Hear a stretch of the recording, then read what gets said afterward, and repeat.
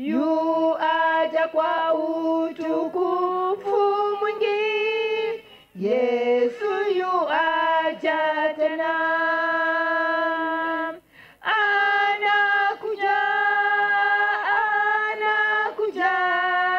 Yesu yu aja tena. Itangazwe mahali popote, Yesu yu aja tena.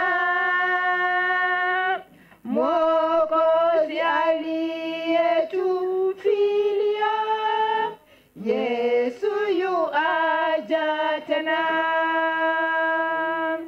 Anakuja, anakuja. Yesu yu aja tena. Kuona machafuko twajua, Yesu yu aja tena. Mataifa yanasiriana, Yesu yu aja tena. Anakuja, anakuja. Yesu yu aja tena.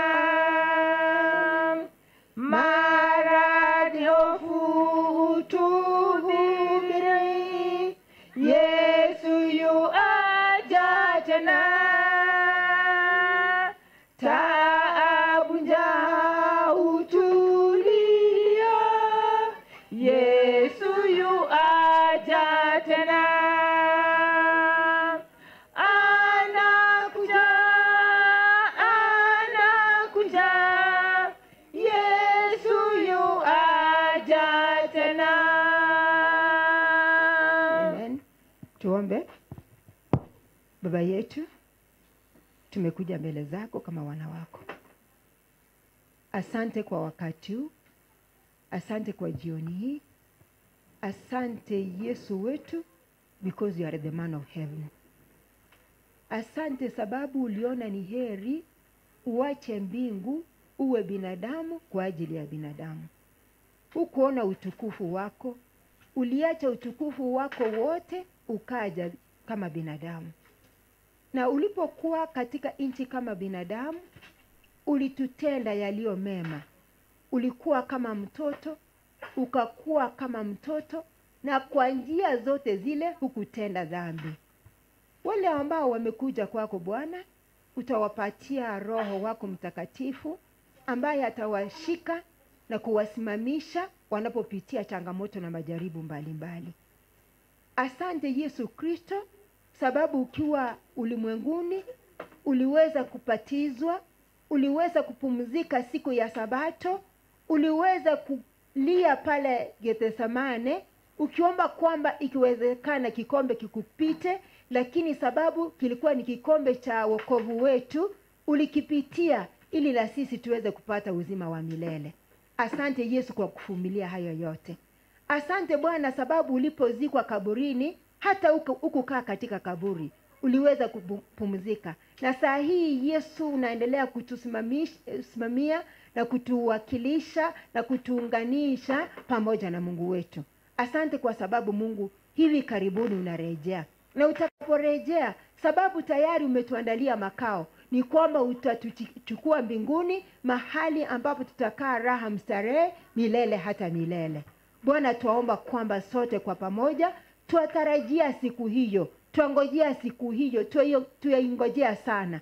Bwana, mahali ambapo njia zetu hazija kuwa safi machoni pako, utushike mkono, tutembee ulimwenguni vilivyo mapenzi yako. Ili kisha ujapo, ukute kwamba tulikuwa tunakungojea, tuseme hakika huyu ndiye Mungu wetu ambaye tulikuwa tunamngojea. Tunapotawanyika kuenda kujitayarisha kwa ajili ya Sabato, tuomba uende na kila mmoja wetu. Ndilo ombi letu katika Kristo Yesu aliye Bwana na Mwokozi wetu. Amen.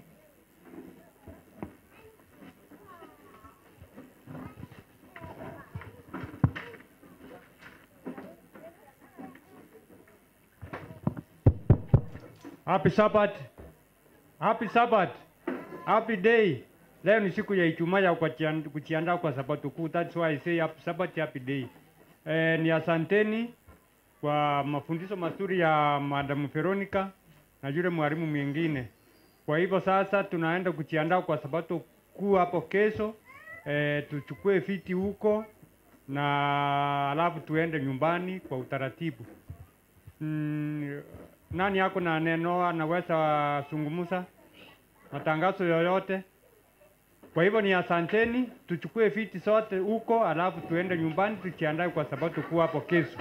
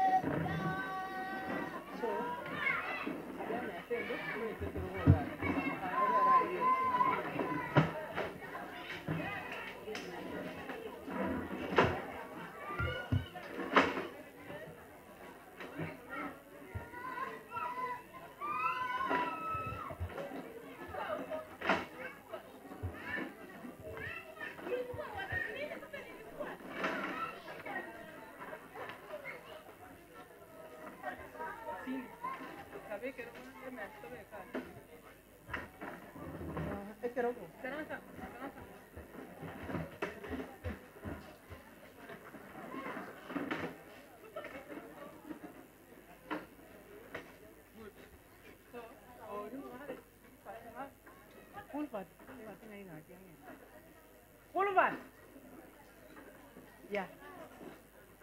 Nitie yule.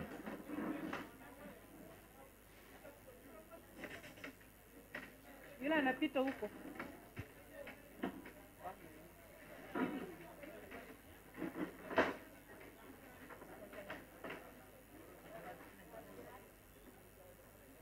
Sini ya. Bisa tutara kwa Sabato. Ona meze ni timbu ati. Ele ntonyole meza bwe.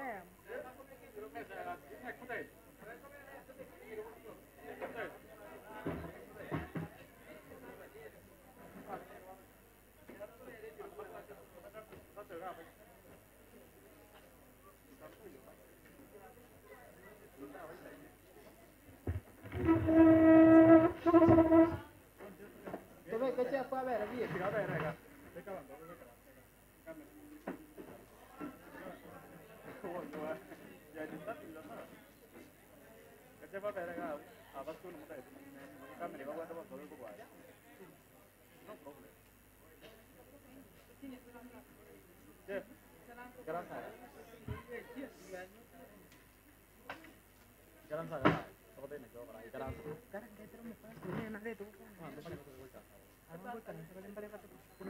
Amekuwa mbele, inataka kuongea na yeye kwanza before we get to the rest of the discussion.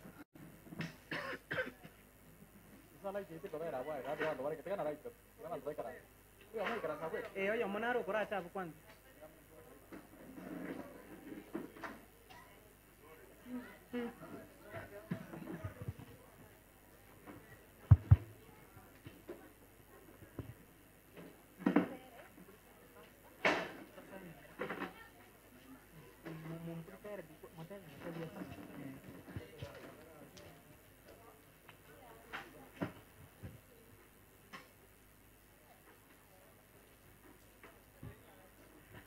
Basi imekuwa ni wakati mzuri, tumepata mafunzo kuanzia mida ile ya saa 8 hadi sasa hivi. Tungependa kuingia katika kipindi kingine kifupi, baadaye tuingie katika mafunzo ama mwongozo wa kuisoma Biblia vile ambavyo tunaileta kila Ijumaa kutoka studio zetu za Abaguzi Global Radio, AGR News and TV. Popote pale mlipo wapenzi watazamaji na wasikilizaji, na washukuru kwa kuwa nasi tangia tulipoanza siku ile ya Jumanne katika kanisa hili la Mwembe S.D.A hadi wakati huu ambapo tumefika, na tunazidi kusonga mbele katika kuimarisha na kuhubiri Injili iweze kufika katika kona zote 4 za dunia. zikiwa zimekatika dakika ngapi? Dakika 44 baada ya saa 9 jioni. Basi mgeni wangu anapojiandaa kuingia katika studio yetu na kutaarifu kwamba tuko katika kanisa hili la Mwembe S.D.A. Ni kanisa ambalo linapatikana katika mji wa Mwembe, na ni kanisa kutoka conference ya South Kenya Conference. Na majuma haya mawili tumekuwa na Crusade ya Family Life ambayo imekuwa ikileta ufasaha na kuweza kufunza ni nini kila ambacho kinapaswa kufanya ama kufanyika katika familia zetu, kusuluhisha migogoro yeyote ile ambayo tunakuwa nayo katika familia. Basi tunapozidi kusonga mbele, niweze kuzipitia jumbe fupi zile ambazo mmetuma katika ukurasa wetu wa Facebook pale. Ninapofungua mtambo wangu tu niweze kuziangazia baadhi ya jumbe zile ambazo mumeweza kutuma. Kipindi hewani ni mwongozo wa kuisoma Biblia tukishatoka kutoka Crusade ambayo imekuwa ikiendelea. Naona hapa wengi tu wamekuwa wakitazama. Hapa naona huyu anasema namna gani. Anasema pale anafuatilia kutoka maeneo ya Nairobi. Mafunzo mazuri, huyo pastor ametoka, amenena vizuri yale yote ambayo tunahitaji kujua kama familia. Anaitwa Onderi Dennis, anasema ako sambamba kabisa. Na kwingineko pale nani huyu anazungumzia kuhusiana na mzungumzaji wa kwanza pale Jeria Karuba, anasema happy Sabbath, preparation from Manama Baharin, kingdom all the way to my home Kisii. Asante sana kwa kuwa ndani, na anasema asante sana kwa yule mzungumzaji wa kwanza ambaye alizungumza kuhusiana na watu wale ambao wako abled differently katika jamii zetu. Basi ni hizo jumbe ndizo nimeona pale. Kuna za mwisho hapa mbili, hebu nione vile wanasema. Charles Sosoro anasema ako ndani. Loli Berry anasema amen na anaendelea kubarikiwa. Ni wakati wa kuweza kuikaribisha Sabato pale, na tunapozidi kusonga mbele zikiwa zimekatika dakika 47 baada ya saa 9 jioni. Sijui mpenzi mtazamaji na msikilizaji, wewe umejifunza nini katika wiki hii, ama wiki hizi mbili zimekuwa ni wiki za kuangazia maneno ya kifamilia pale. Basi tunapojiandaa kupata mgeni wetu ambaye ni Pastor Veronica ambaye amekuwa akizungumza katika wiki hizi mbili tu, aweze kutupatia ile recap ya yale ambayo yamekuwa ama topic zile ambazo ameziandaa. Yale ambayo tutakuwa tunazungumzia akikuja hewani ama akiingia studioni ni kuhusiana mambo ya parenting pale.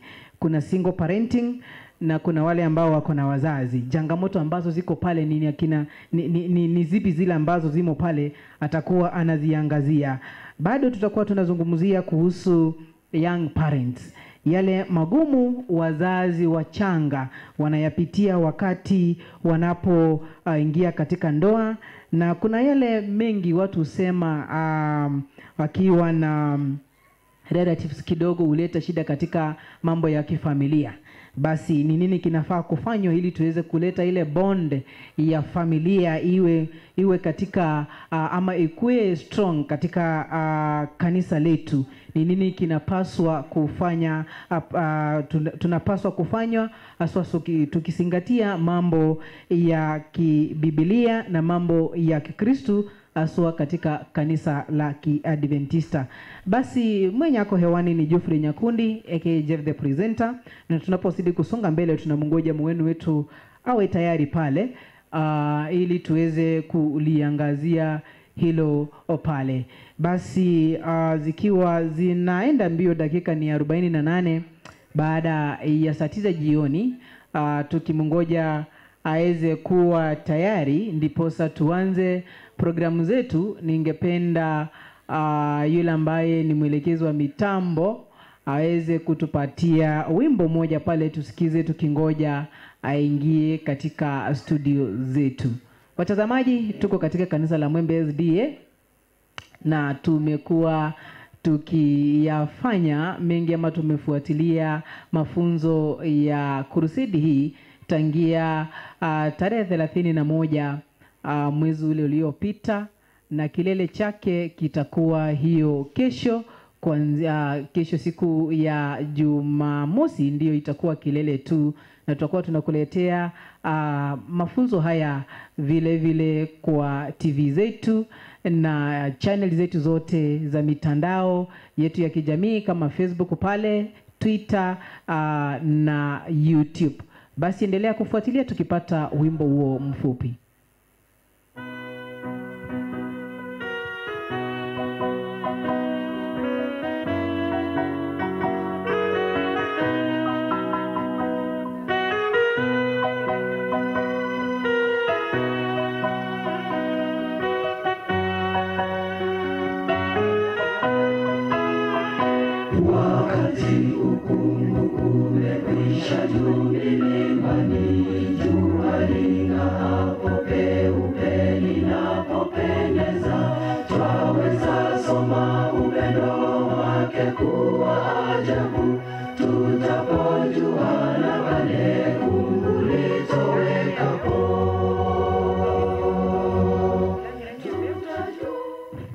Basi tunapomungoja yule awe tayari, tuweze kuyaangazia yale ambayo yametokea siku hii ya leo katika chumba chetu cha habari, ama yale yamepatiwa kipaumbele, yale ambayo yamekuwa yakiendelea katika nchi yetu ya Kenya. Ni kwamba sasa Rais William Samoei Ruto ameweza kulaunch barabara ya kilomita 56 ambayo itajengwa eneo lile la Arariak Rumuruti. Hii ni kuhusiana na mbuga ya wanyama ambayo iko pale, kuweza kuwafungia ili wasiche wakaja barabarani ama kuwafamia wakazi wa eneo lile. Na kwingine ni kwamba Azimio la Umoja Leaders pale wakiongozwa naye Wiper boss yule Kalonzo Musyoka amesema kwa leo hii wameweza kuitembelea familia yake marehemu Rais Daniel Arap Moi katika eneo lile la Kabarnet Gardens, na kuweza kukondol ama kutoa rambirambi zao kuhusiana na kifo cha mtoto wake yule aliyekuwa rais ambaye anaitwa Junet Jebet Moi, ambaye aliaga hiyo jana akiwa na miaka 60. Na kwingine ni kwamba sasa wale MCAs section of Nairobi MCAs wakiongozwa naye Minority Chief Whip Honorable Mark Ronald Mugambi sasa wamtetea Gavana Johnson Sakaja kwa sababu ya ile ripoti ambayo ilikuwa amefanywa audit report, wakisema kwamba sasa vitu vya utangazaji na wala ambao wataki mazuri kaunti ya Nairobi wanaingilia masuala ya Nairobi pale. Na kwingineko gavana wa Tharaka Nithi Muthomi Njoki sasa amewapatia onyo madaktari wala ambao wako katika mgomo na clinical officers waweze kurudi katika kazi zao kufikia siku ya Jumatatu pale. Wakikosa kurudi watakuwa watakuwa wanapoteza kazi ile. Ni ukumbuke kwamba mpenzi mtazamaji, kumekuwa kukiendelea na mgomo wa madaktari nchini kote, na alikuwa ametoa onyo kwamba kufikia wiki ijayo, ama alikuwa ametoa ile notice ya siku 7 akana kwamba serikali kama haitakuwa inawashughulikia, basi watakuwa wanaita madaktari wale wako katika hospitali za kibinafsi kuweza kujiunga na wao katika mgomo ambao unaendelea.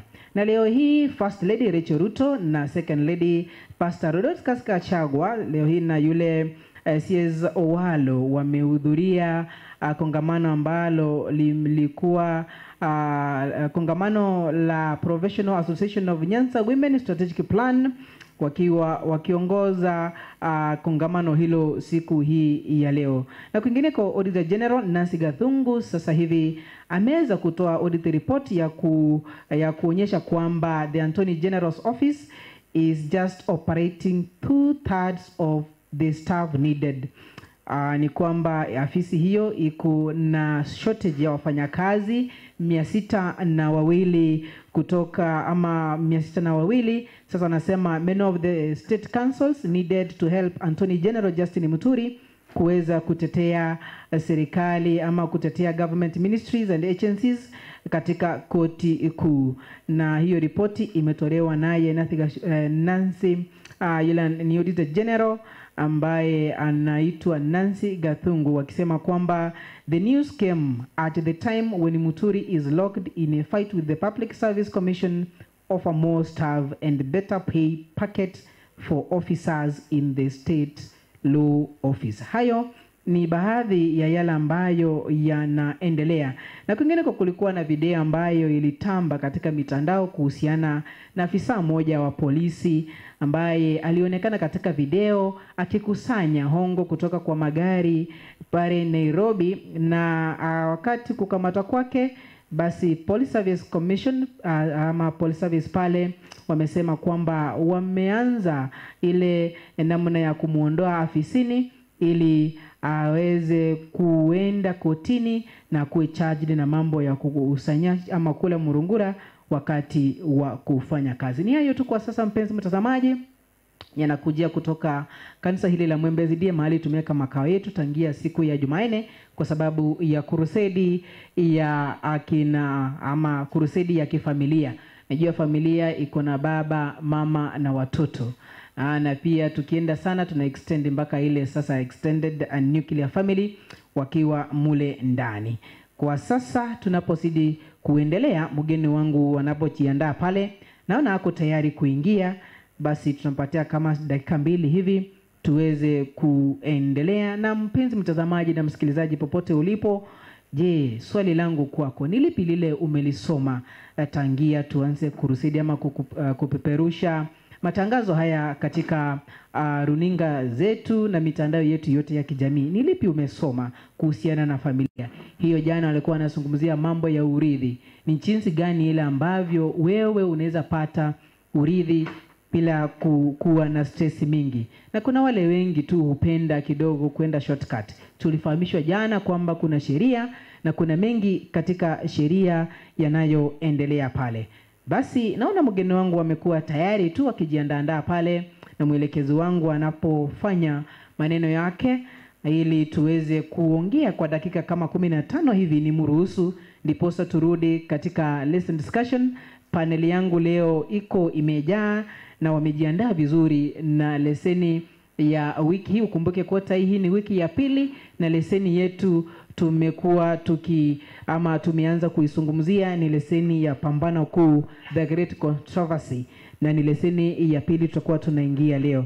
Basi bila kupoteza wakati niweze kumkaribisha tena Pastor Veronica aweze kuwasalimia wana Abagusi Global Radio AGR News. Basi Pastor, unaweza wasalimu watazamaji ambao wanakutazama kutoka pande zote za dunia, uwasalimie. Kuna wengine sasa hivi ndio wanaamuka, wengine sasa hivi ndio wanatoka kazini za kwao.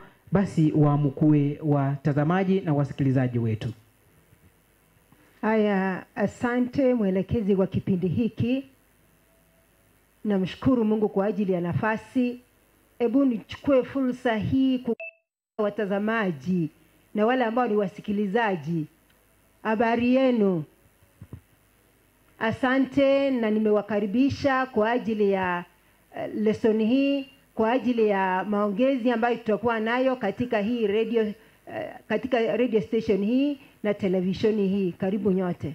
Asante sana kwa kuwasalimia. Basi bila kupoteza wakati, kuna mengi yale ambayo tumeyazungumza.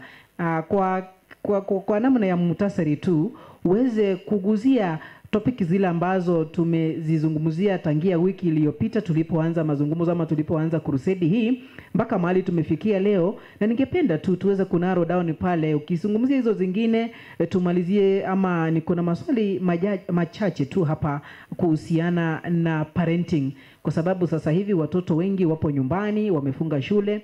Wale wa universities and colleges wanamaliza mtihani wiki hii, wiki ijayo wanakuja nyumbani, ama wanakuja nyumbani kuanzia siku ya Jumanne kuelekea pale. Ili swala la ulezi wa wazazi limekuwa ni kisungumkuti katika wengi.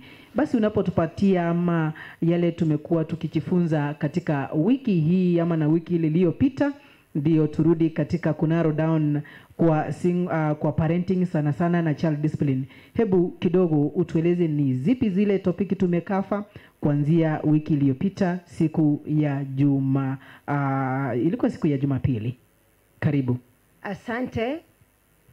Na wakaribisha kwa yale ambayo tumekuwa tukijifunza kwa wiki nzima, hasa kuhusu familia zetu. Tumeona mambo mengi kama familia ambayo tutayafanya na hasa yaweze kuleta familia zetu kwa pamoja.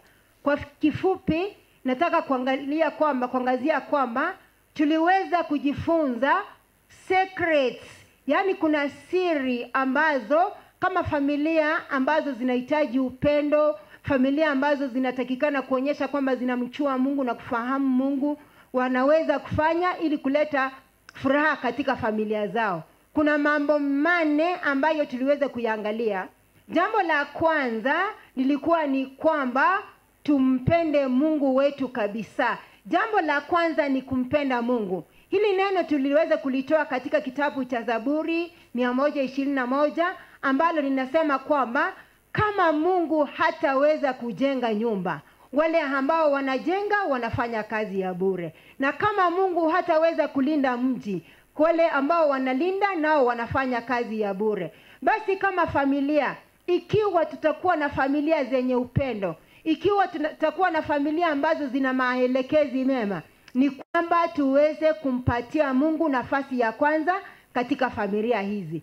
Na pia vile kitabu cha Mathayo 22 fungu lake ni 37 lilikuwa linasema kwamba tumpende Mungu kwa moyo wetu wote, kwa roho zetu na kwa nguvu zetu zote. Basi tukimpenda Mungu, mambo yote yatakuwa mema katika familia zetu.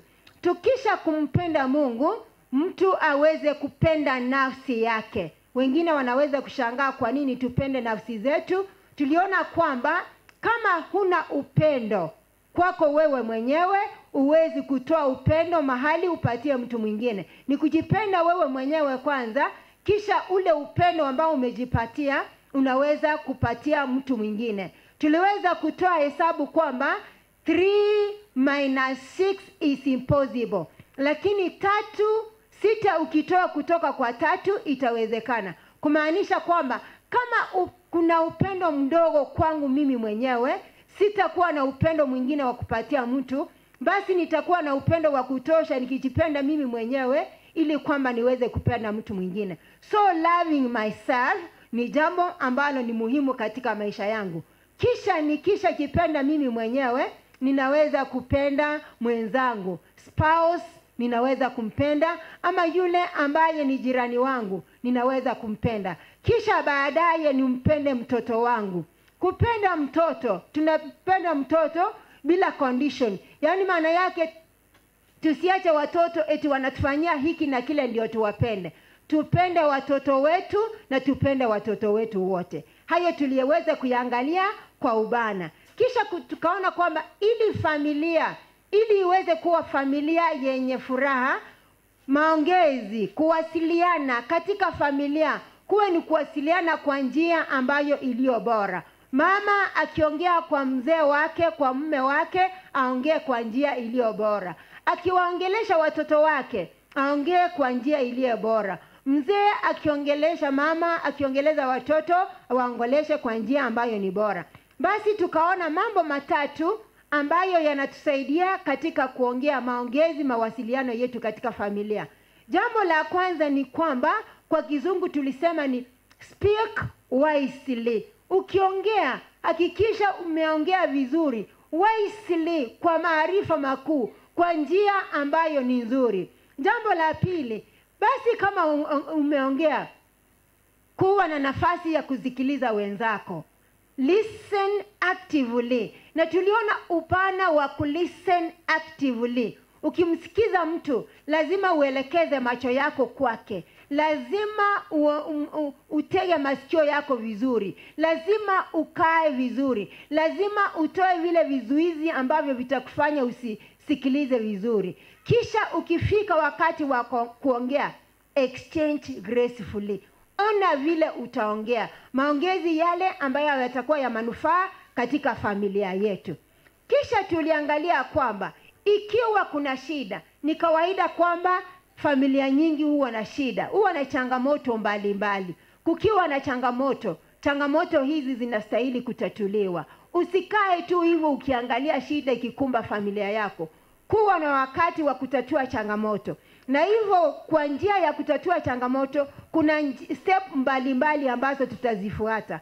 Kwanza ni kwamba we address the problem and immediately. Usingojee, Biblia inasema usiache jua litue kama hujazuluhisha tatizo ambalo uko nalo. Address the problem. Na ukiendelea kuaddress the problem, ujue kwamba kuna sehemu nyingine. Unaweza kuwa na msimamo wako, bwana wako anaweza kuwa na msimamo wako, mtoto anaweza kuwa na msimamo wake, lakini ni heri kukaa, kusikilizana, muone kwamba kuna sehemu nyingine ambayo ni right side. Msimamo wangu unawezekana usiwe msimamo mzuri. Msimamo wako ama wake uende ukawa si msimamo wa kweli. Lakini ukiangalia the other side, mnaweza kupata kwamba hiyo other side ndio imekuwa side ambayo ingesuluhisha tatizo ambalo lilikuwa. Basi mkisha jua hayo, jua kwamba uweke mwenzako kuwa wa kwanza. Usijiweke kuwa wa kwanza. Kisha decide on the plan of action. Maana yake panga sasa tufanye nini. Shida ilikuwa hapa, tumeongea, tumepata ilikuwa wapi. Sasa tufanye nini? Kisha mpange, andika chini, tufanye hiki na kile na kile. Lakini kile ambacho kitakuwa kizuri mkifanye. Na ikiwa kuna mmoja amekosea mwingine, jifunze kusema I'm sorry, nimekosa, naomba msamaha. Kisha baadaye omba pamoja kama familia ya Mungu, ongea pamoja, ombeana ninyi kwa wenyewe. Ni sawa tunapozidi kuendelea. Zimekatika dakika 6 baada ya saa 10 jioni hii ya leo. Kipindi hewani ni mwongozo wa kuisoma Biblia. Tunajaribu kuyaangazia yale ambayo yamekuwa tangia wiki ile iliyopita, yale msikilizaji uliyakosa kuwapata na mtazamaji katika mtandao wetu, kwa sababu wiki hii ndio tulianza kuleta mafunzo haya katika televisheni yetu na redio yetu. Basi pastor anapojiandaa tena kurudi kuzungumzia yale amepakisha, ni kukufahamisha kwamba tuko katika kanisa la Mwembe S.D.A pale ndio tumeweka kambi wiki hii yote hadi hapo kesho, na kipindi hewani ni mwongozo wa kusoma Biblia part 1. Baadaye tuweze kuingia katika mafunzo ya leseni. Karibu tena pastor. Asante sana. Tumeangalia kwamba mawasiliano yetu yawe mema. Kisha baadaye tuliangalia juu ya vijana. Vijana wakati mwingi wamekuwa tatizo kwa wazazi. Mtoto akikuwa anakuwa vizuri tu katika mikono ya wazazi, lakini akiendelea kuwa mkubwa because of the changes katika maisha yake, wakati mwingine naye kama kijana huwa na changamoto. Lakini kijana Mkristo ambaye anatarajia kuleta furaha kwa wazazi wake, kijana ambaye anatakikana kuheshimu wazazi wake, naye kama kijana afanye nini katika maisha yake? Tuliweza kuangalia kwamba kwa vijana wa Biblia ambao tunawaelewa, kuna vijana kama Danieli, kuna vijana kama Josefu, kuna vijana kama Shadrach, Meshach na Abednego, na vijana wengine kama Esther, wale wa Biblia. Tuliweza kuwaona kwamba kuna mambo mengi ambayo waliweza kujatilia mkaso katika maisha yao. Jambo la kwanza ni kwamba walikuwa vijana wa maombi. Kila wakati walikuwa wanaomba. Kila wakati walikuwa na Mungu wao kwa ajili ya maombi. Na sababu walikuwa wanamtanguliza Mungu katika maisha yao, Mungu aliweza kuwaongoza. Tunaona Joseph katika nchi ya wenyewe Egypt aliweza kusimama wima sababu alitegemea maombi. Tuliweza kuona Daniel katika nchi ya wenyewe Babylon aliweza kusimama wima. Tuliweza kumuona Esther na wengine waliweza kusimama wima kwa sababu ya maombi. Kisha tukaulizana maswali. How can a young man keep his way pure? Ni njia gani kijana anaweza kulinda mienendo yake ikawa safi? Tukaona kitabu cha Zaburi 119 fungu lake ni 9, 10 na hata 11. Lilikuwa linasema kwamba ili kijana atunze njia zake ziwe safi, lazima aende kulingana na neno la Mungu. Lazima atembee kulingana na neno la Mungu. Kisha likasema kwamba nimeficha neno lako ndani ya moyo wangu ili nisije nikatenda dhambi. Kwa hivyo vijana wakiwa na wazazi, vijana wetu tukiwa na wazazi, tuhakikishe kwamba neno la Mungu linakuwa ni mwongozo wetu, ili kwamba tujitenge na yale yaliyo mabaya, na hasa wakati kama huu. Pia tuliweza kuangalia kama familia, tuliweza kuulizana, ndio kuna baba, ndio kuna mama, ndio kuna watoto, basi ni nani boss katika familia? Ni nani mkubwa katika familia? Ni nani mambo yote katika familia? Tuliweza kuona kwamba baba hatakuwa boss, sababu baba ni kichwa. Tuliweza kuona kazi ya baba kwa nyumba. Tuliweza kumuona akiwa kichwa, na vile kichwa kina mambo mengi. Father should be protector, yani alinde familia yake, aweze kupatia familia yake riziki ya kila siku, na aweze kuwakarimia mahitaji yao watoto pamoja na mama. Basi tukamuona mama naye ana sehemu kubwa katika familia. Yeye ni kama heart, ni moyo wa familia. Moyo wa familia aje? Moyo ukisimama mtu hawezi kuendelea, na mama akiwa hafanyi kazi yake kulingana na vile familia inahitaji, familia haiwezi kuendelea. Kisha tukawaona hawa wote kutoka kitabu cha 1 Peter chapter yake ni 2 fungu la 9 kwamba we are a priest. Tukamuona baba kama priest mkuu, high priest. Tukamuona mama kama priestess. Tukawaona watoto kama wa priest wengine wadogo. Kama kuna priest, basi familia hiyo kutakuwa na maombi, na maombi yanahitajika katika familia. Kwa ufupi, tuliweza kuona hata wazazi mahali ambapo wanastahili kufanya katika familia. Tuliona aina nyingi za wazazi na vile wanafanya ulezi wao. Sehemu ya kwanza, tuliona mzazi wa kwanza ambaye anaitwa authoritarian parent. Sijui authoritarian ni muweke aje, lakini niseme ni mzazi ambaye yuko kwa high in discipline and low in love. Yeye kazi yake ni discipline. Ameweka sheria kali katika familia yake. Hataki yeyote aende kinyume na zile sheria ameweka katika familia yake. Na akifanya kazi yake anafanya kwa ukali, lakini upendo hauonekani katika yeye huyu mzazi. Mzazi wa kwanza ambaye ni authoritarian. Anaweza kuwa baba, anaweza kuwa mama, na misimamo yake mikali. Kisha tukapata mzazi aina ya pili, mzazi ambaye anaitwa permissive. Yeye chochote kile ambacho mtoto anahitaji anatoa bila kuuliza swali. Yeye kila njia ile mtoto anataka kuenda, chochote mtoto anaweza kufanya, anakuwa permitted tu, haulizwi maswali. Hakuna jambo ambalo anakatazwa. Kile ambacho anahitaji anatendewa kulingana na mapenzi yake. Kwa hivyo tuliweza kuona mzazi kama huyo. Ndio ana sheria, lakini wakati mwingine anaweka sheria kando, anaweka discipline kando kupatia mtoto kufanya kulingana na mapenzi yake.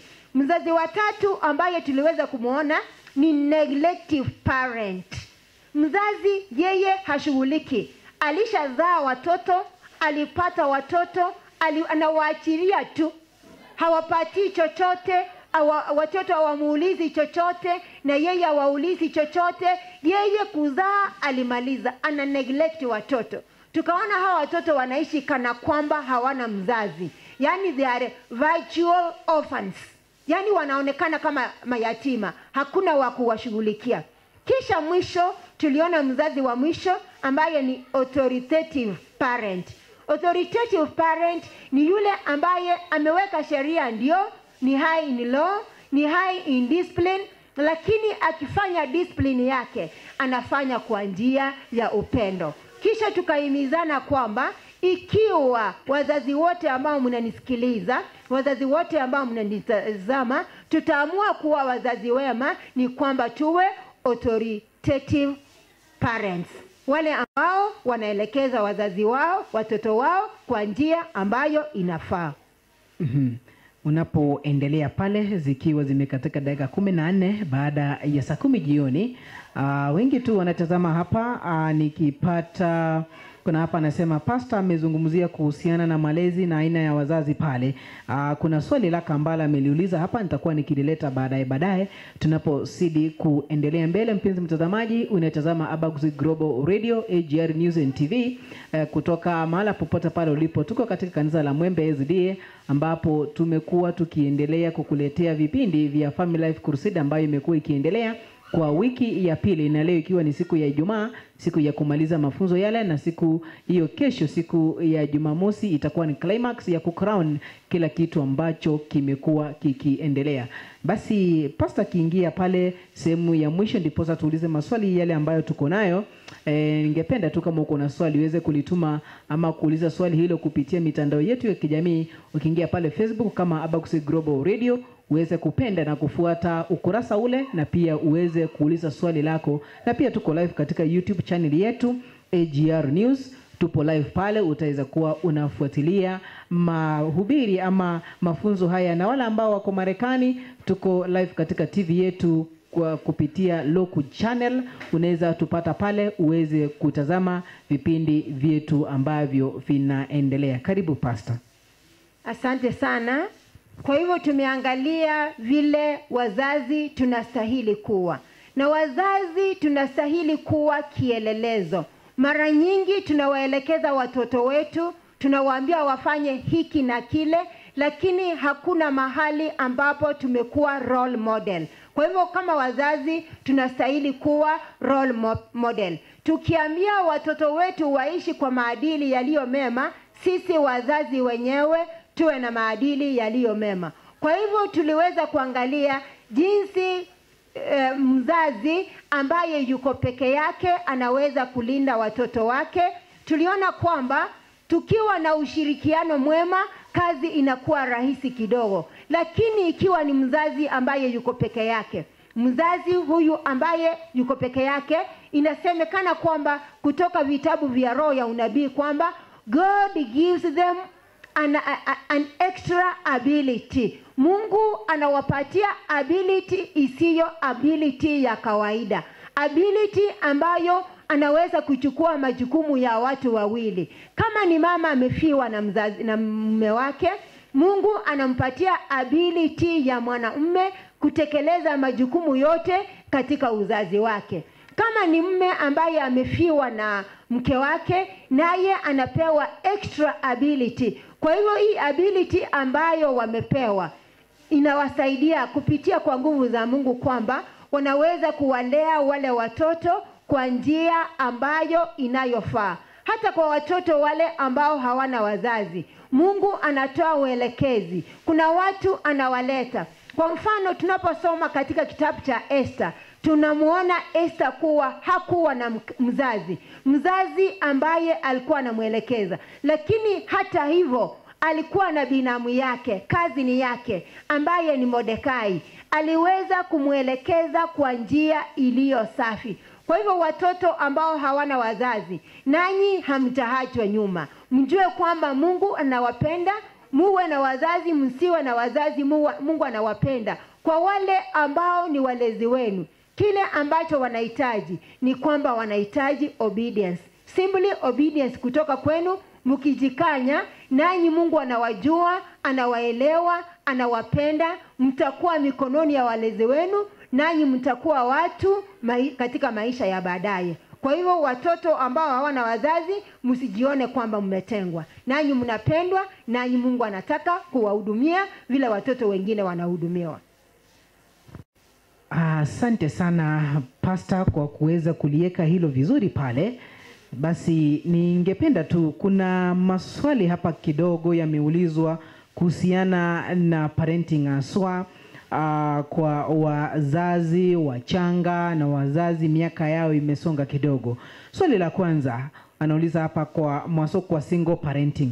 Wanauliza ni nini ama what is the Christianity perspective of single parenting by choice? Kuna wale ambao wanataka kulea watoto wao wenyewe. Ndio alikuwa na mume ama alikuwa na mke wakazaa watoto, lakini sasa yeye anaamua kukaa single vile alivyo na aweze kulea watoto wake pale. Basi swali hili wanaliuliza, ni nini kama Mkristo, what is the Christianity perspective of single parenting by choice? Wale ambao wanachagua kufanya vile, si mtu ama si mke wake ama mume wake ameaga, lakini wanachagua kukua vile. Asante sana msikilizaji ambaye ameuliza swali hilo. Ni hakika kwamba si mtu mmoja katika ulimwengu ambaye anasimamia mtoto wake ama watoto wake yeye mwenyewe. Tunaelewa kwamba mambo ya familia nayo yana changamoto zake. Kuna watu ambao kwa wakati mmoja walioana kisha kwa sababu waliweza kutengana. Hatuwezi kuwalaumu, huenda ikawa kulikuwa na sababu ya kutengana. Hata wazazi hao hawataachwa nyuma. Single parent, kama ukuwa ni mwanamume una mke lakini una watoto, ama ni mwanamke na sana sana huwa ni wanawake, ama ni mwanamke amezaa watoto amewapata pengine nje ya ndoa ama pengine ndani ya ndoa, lakini kwa njia moja ama nyingine wakatengana, watoto wako katika mikono yako, bado wewe Mungu anakupenda. Na vile Mungu anakupenda hata kuacha mbali, hata wewe atakupatia ule uwezo, so long as you rely on him, umtegemee, umuombe. Tunajua mambo ya kulea watoto wakati mwingine ni magumu, lakini ukimtegemea, ukijiajilia katika mikono ya Mungu, atakuelekeza, atakuonyesha vile utalinda watoto wako, vile watoto wako watakuwa katika mikono yako, na vile hao watoto watakuwa wa maana katika maisha yako. Kwa hivyo usife moyo, wewe muite Mungu, mtegemee Mungu, na hakika utaona Mungu akilinda watoto wako. Ama nikiongezea kidogo katika sehemu hiyo, kuna hata wazazi ambao ni single mothers. Sio kwamba mzee alikufa, sio kwamba mume wake alikufa, ndio yuko, lakini majukumu kama ya mzazi hajatekeleza hata siku moja. Ni mtoto lakini ameachwa kwa mikono ya mama totally. Wazazi kama hao tumewaona wameendelea, wametunza watoto wao, wamewasomesha na watoto wanaendelea vizuri sana. Kwa hivyo Mungu ako pamoja na wewe, na hakika ni kwamba ukimtegemea atakusaidia kutunza watoto wako. Asante Pastor kwa kuweza kulijibu swali hilo vizuri. Na kuna huyu ambaye anaitwa Lamek pale anauliza, does single parenting have Christian values? Kwamba hao wazazi ambao wanaamua kukaa wenyewe, kuna zile Christian values ambazo zinakuwa katika single parenting? Asante sana kwa swali. Nataka kuleta familia moja ambayo haikuwa na watoto, lakini niweze kujibu swali hilo baadaye. Tuna familia moja ambayo ilikuwa ni familia ya watu wakikaa, dada wawili na ndugu yao mmoja. Familia ya Lazaro ambao kulikuwa na sister yake ambaye ni Mary, na kulikuwa na sister yake mwingine ambaye ni Martha. Ni watu, sio hawakuwa ni watoto, ni watu wakubwa ambao waliamua kukaa, hawakuwa na familia, waliamua kukaa, lakini as a family walikuwa wanampenda Mungu tu, na walikuwa wanafanya kazi yake Mungu tu. Na kumbuka kwamba Yesu alipokuwa amechoka, alikuwa anaenda kwao kupumzika, kupata chakula na kukaa vizuri, kupata ile amani ambayo alikuwa nayo. Hivyo ni kusema kwamba unaweza kuwa single parent, na Mungu hajasema single parent hata kuwa na Christian values.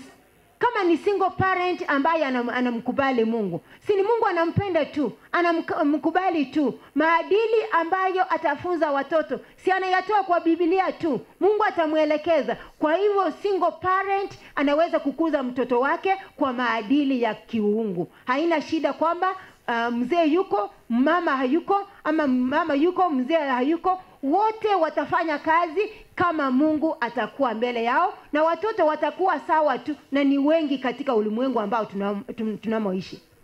Asante kwa kulijibu swali hilo vizuri, na nadhani Lamek sasa ameridhika pale. Na tuingie katika segment ya mwisho kabisa pale. Na kuna maswali yameulizwa hapa kuhusiana na young parents. Young parents ni wale ambao wameingia ndoa hivi karibuni. Yaani hawajakaa ndoa sana, zaidi ya miaka 6 kuja nyuma hivi. Hapa anauliza kwamba la kwanza ni kwamba as a youth, before you choose a marriage partner, what are you supposed to consider? Ni yapi yale unapaswa kuyangalia kama kijana unapojiandaa, ama kijana anapojiandaa kutafuta mtu wa kuishi na yeye katika maisha yake, katika ndoa? Ni lipi lile anapaswa kuliangalia, ama ni yapi yale anapaswa kuyangalia sana? Unapojiandaa kujibu swali hilo, nishikanishe na hili lingine.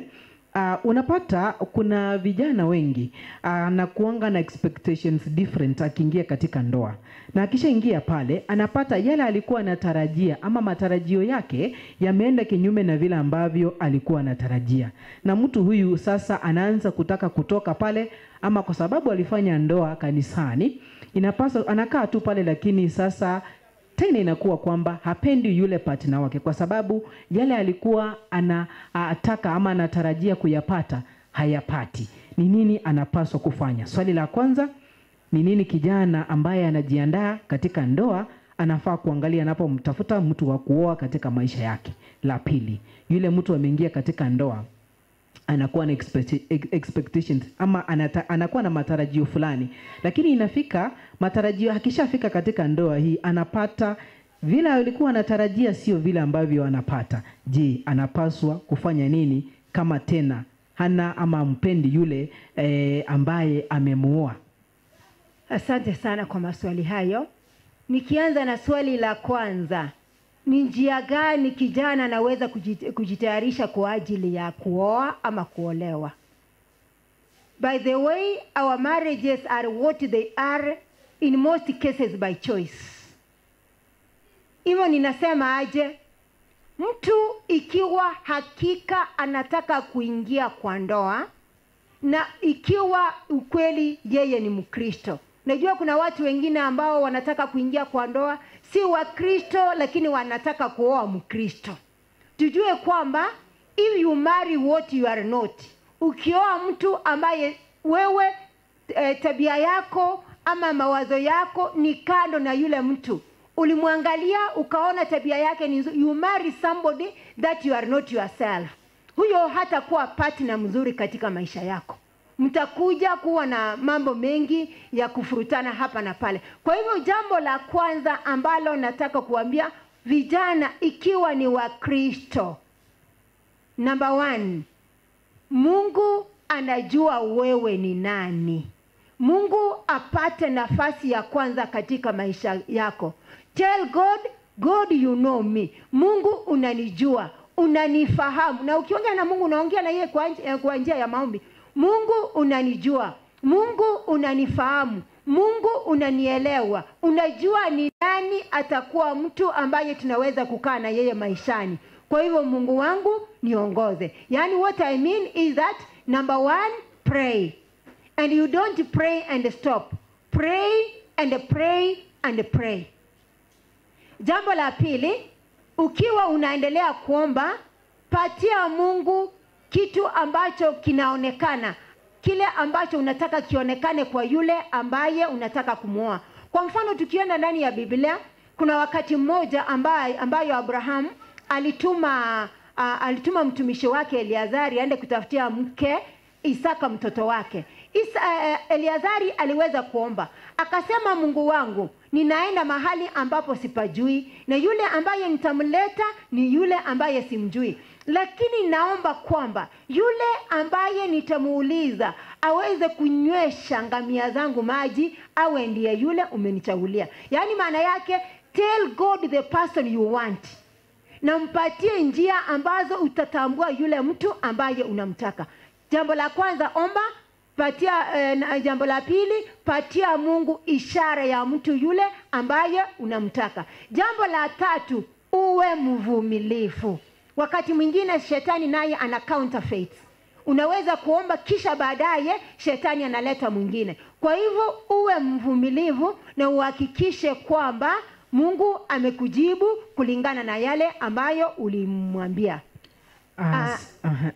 Malizia. Nikienda katika swali la pili, umeoa lakini unaona kwamba uliyemuoa si yule ambaye ulimtaraji. Umeanza kuona shida katika ndoa yako. Hapo inaweza kulingana ni shida gani. Lakini tujue wote sisi kwamba hatu sawa machoni pa Mungu.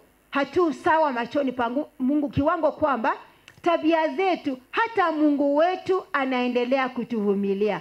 Kama haija kuwa ni physical abuse ama abuse yeyote, ni ile tu unaona akutosheleshi, jaribu kuketi kuongea, hiki na hiki ndicho sipendi katika maisha yako, ama hiki na hiki ndicho kinanikera katika maisha yako. Fanya communication, jaribu kuongea, mjaribu kutatua ili aweze kujua kwamba hiki hukipendi na kile hukitaki. Kama haitawezekana, basi utapata maelekezo baadaye. Basi asante kwa kulijibu hilo vizuri. Swali la mwisho kabisa pale, yako mawili lakini nataka kushikanisha tu nilete likiwa kama moja. Wakati mwingi vijana wakanapotaka kuoa, unapata kwamba wazazi wao ndio wanataka kuwachagulia ni nani anataka kuoa. Kama pastor tena Mkristo, ni nini unaweza patiana, ni advice gani unaweza patiana katika wazazi wale ambao wako na huluka ama tabia kama hii ya kusema kwamba mimi ndio nitachagua ni nani utaamua kuja kwa familia yangu? Na lingine ambao utashikanisha pale, wengi husema kwamba mahusiano ya marafiki na mahusiano ya wanafamilia kuna kuanga na extended na nuclear family. Kuna wale wa ndani na wale wa nje. Unapata kwamba wale wa nje wanaingililia familia ama ndoa changa ambayo bado inaendelea. Basi ni nini kama Wakristo tukitaka kuleta hii ambayo tulikuwa tunasema strengthening bonding katika familia, ni nini kinapaswa kufanywa ili kuepuka wale family members ambao ni wa nje wanatuingilia katika ndoa yetu bila kufanya wao waone kwamba tumewatenga ama hatuwataki katika ndoa zetu? Asante sana kwa maswali hayo. Swali la kwanza ni kwamba wazazi wanajiingiza katika kuchagulia watoto wao ni nani atamuoa, ni nani atamuoa. Ndio. Sasa hiyo kibiblia tunaona kwamba kuna mahali ambapo watu walichagulia na kuna mahali ambapo wazazi walifanya sehemu. Ninataka kuleta ile hadithi ya kwanza ambayo nilileta ya Isaka na Abrahamu, ambaye Isaka alikuwa anamuelewa mtoto wake sawa, na akajua kwamba Isaka akiachiliwa atafute njia yoyote ile, atafute mke kwa njia ambayo ingemfaa.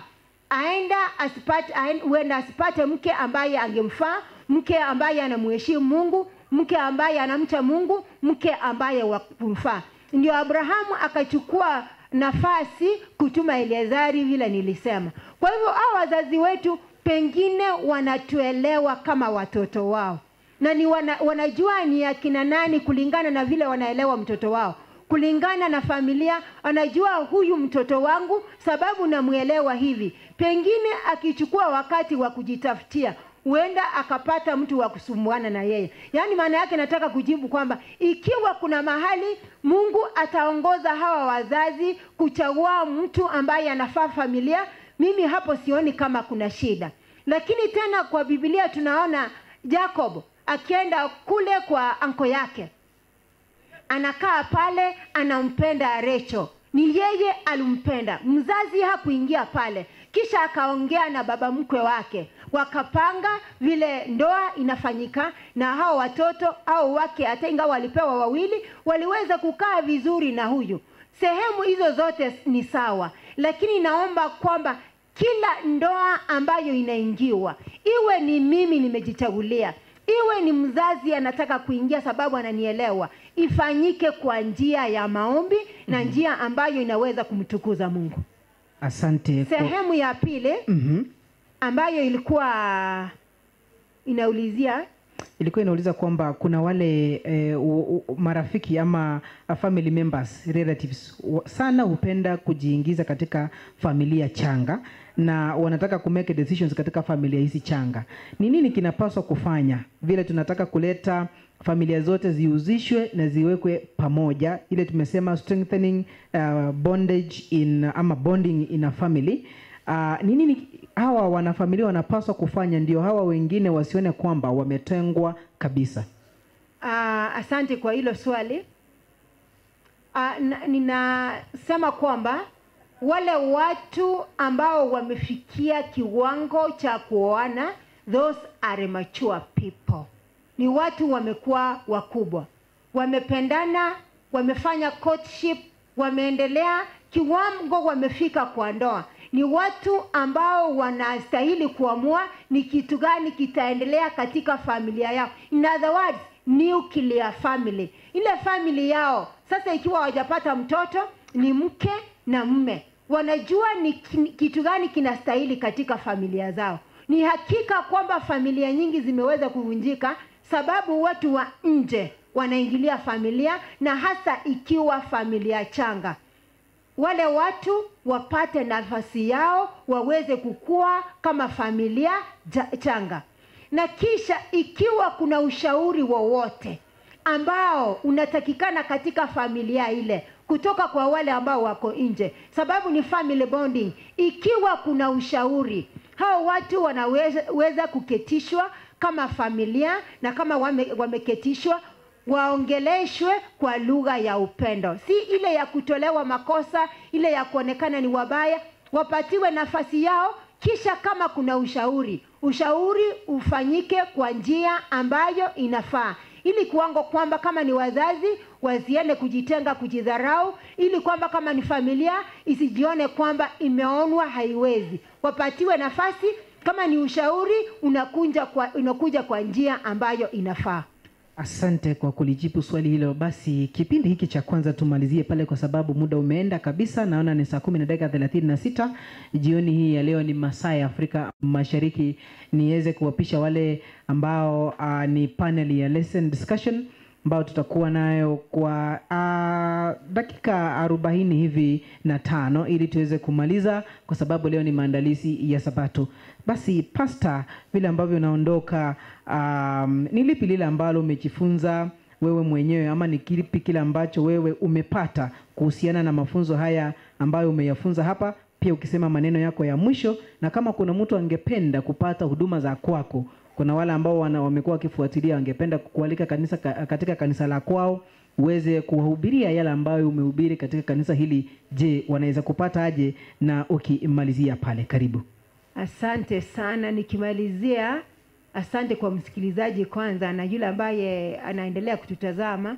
Nikimalizia ni kwamba ninasema kwamba nami katika juma hili mbili limekuwa la manufaa kubwa kwangu. Manufaa kwamba nimeweza kujumuika na familia mbalimbali, tumeweza kufahamiana, tumeweza kujuana, tumeweza kubadilishana mawazo, na sana kuna mengi nimejifunza, sababu tulikuwa na wanenaji wengi katika sehemu mbalimbali, katika mambo ya stress, katika mambo ya special needs, katika mambo mengine mbalimbali nimeweza kujifunza mengi, na hasa katika mambo ya urithi ambayo tulijifunza sana. Kwa hivyo imekuwa wiki ya manufaa makubwa kwangu, na ninamshukuru Mungu kwa kila jambo. Na mahala pale pastor, wale ambao wanakuhitaji wanaweza kupata namna gani? Na ikiwa kuna yeyote ambaye angetaka kuongea na mimi, pengine nimpatie namba yangu ya mawasiliano. Namba yangu ya mawasiliano ni hii: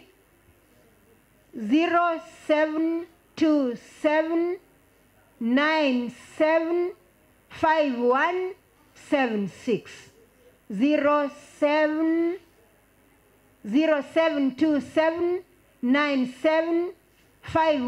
0727975176.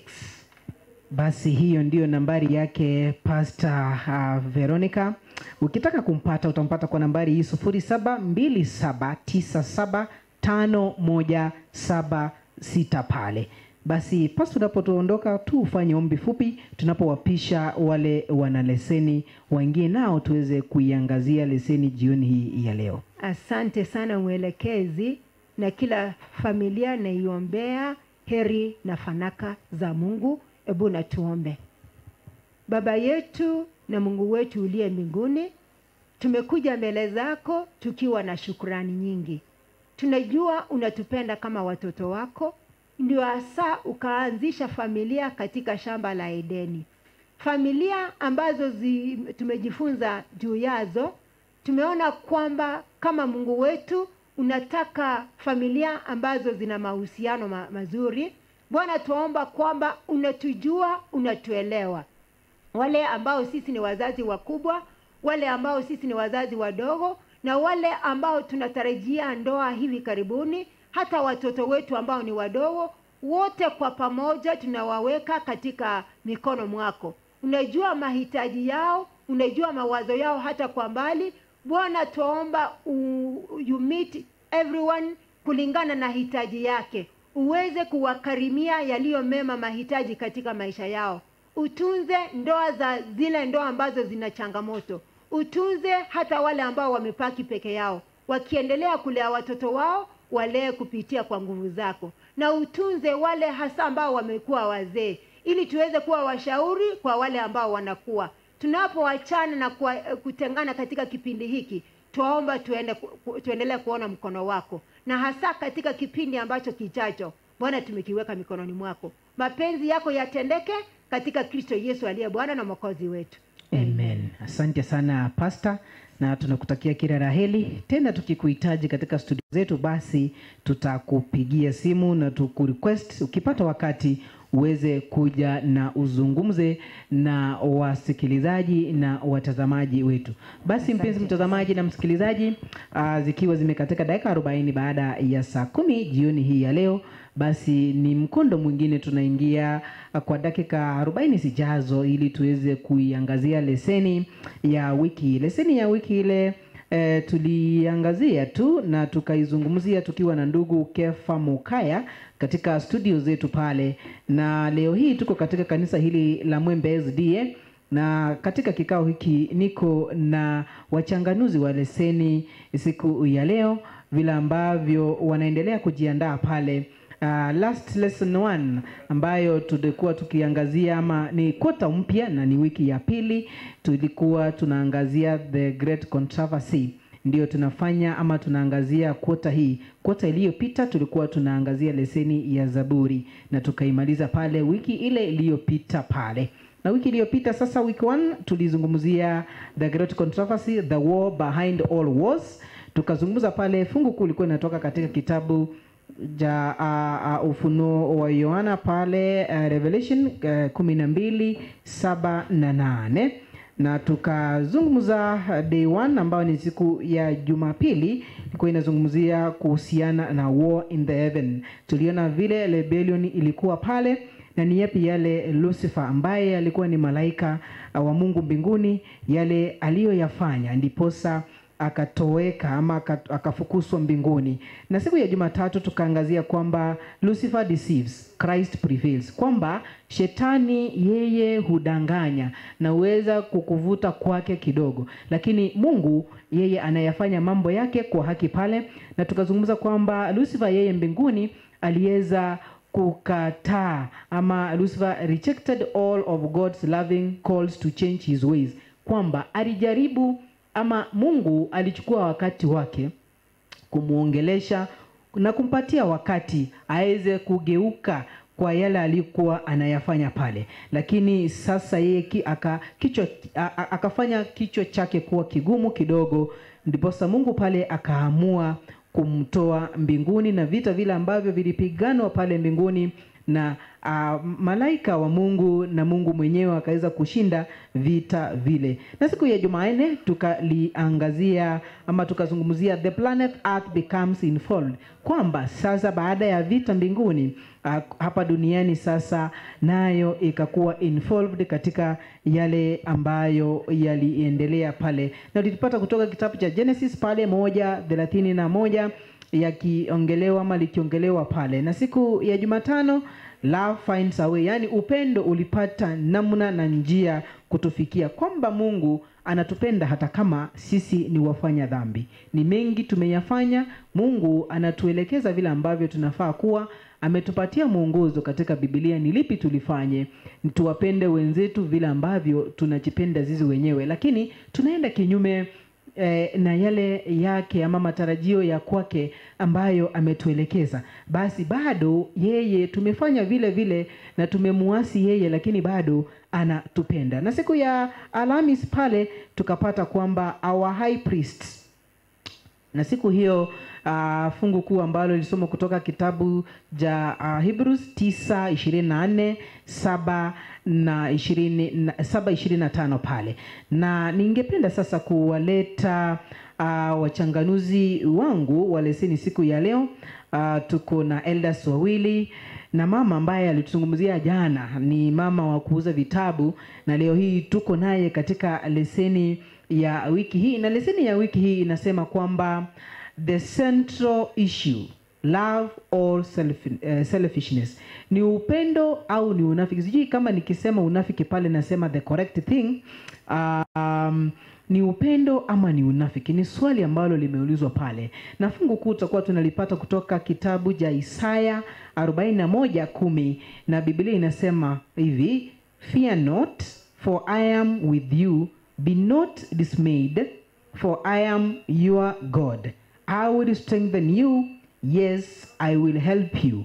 I will uphold you with my righteous right hand. Isaya 41:10 pale ndio fungu kuu katika leseni ya wiki hii. Basi ningependa kuwaleta ama kuileta paneli hii ambayo tuko nayo, waweze kujitambulisha ndiposa tuanze kuichanganua leseni ya wiki hii. Karibu sana.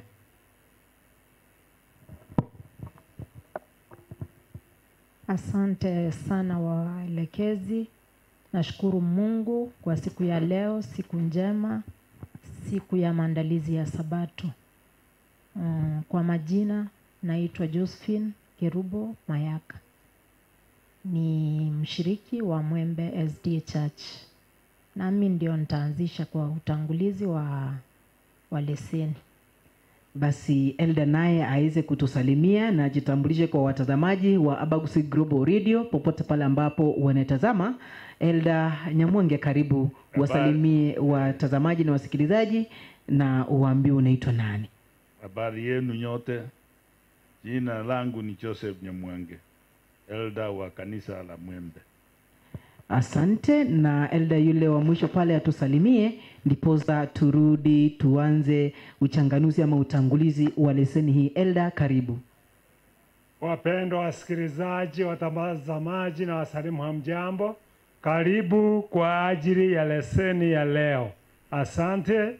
Kwa majina ni Shadrack Onuonga Moindi, mzee mmoja wa wazee katika kanisa letu la Waadventista wa Sabato Mwembe. Asante pale. Basi mpenzi mtazamaji na sikilizaji wa Abagusi Global Radio AGR News, katika paneli yangu leo katika mwongozo wa kuisoma Biblia vile ambavyo tunaileta kila siku ya Ijumaa kuanzia mida ya saa 9 hadi saa 12:30. Leo hii hatupo studioni, lakini tuko katika kanisa hili la Mwembe S.D.A na tutakuwa tunakuletea ama mwongozo wa kuisoma Biblia kutoka hapa kanisani. Wamejintroduce pale Bi Josephine, tutakuwa na yeye Elda Nyamwange, tutakuwa na yeye Elda Muindi pale. Basi niweze kurejesha kwake Bi Josephine aweze kutufanyia utangulizi ninapofungua kifungu hiki ambacho ni text kwa lugha ya Kiswahili. Karibu. Somo la pili linasema hivi: swala kuu ni upendo au ubinafsi. Tumekuwa katika juma hili tukijifunza pambano kuu, the great controversy, sura ya kwanza na pili. Sura ya kwanza inasema inaongelelea juu ya maangamizo ya Yerusalemu, na ya pili ni mateso katika karne za kwanza. Sasa swala kuu tunaulizwa siku ya leo ni upendo au ubinafsi. Tunapoangalia kuna mafungu hapa ambao yatatuelekeza katika somo hili.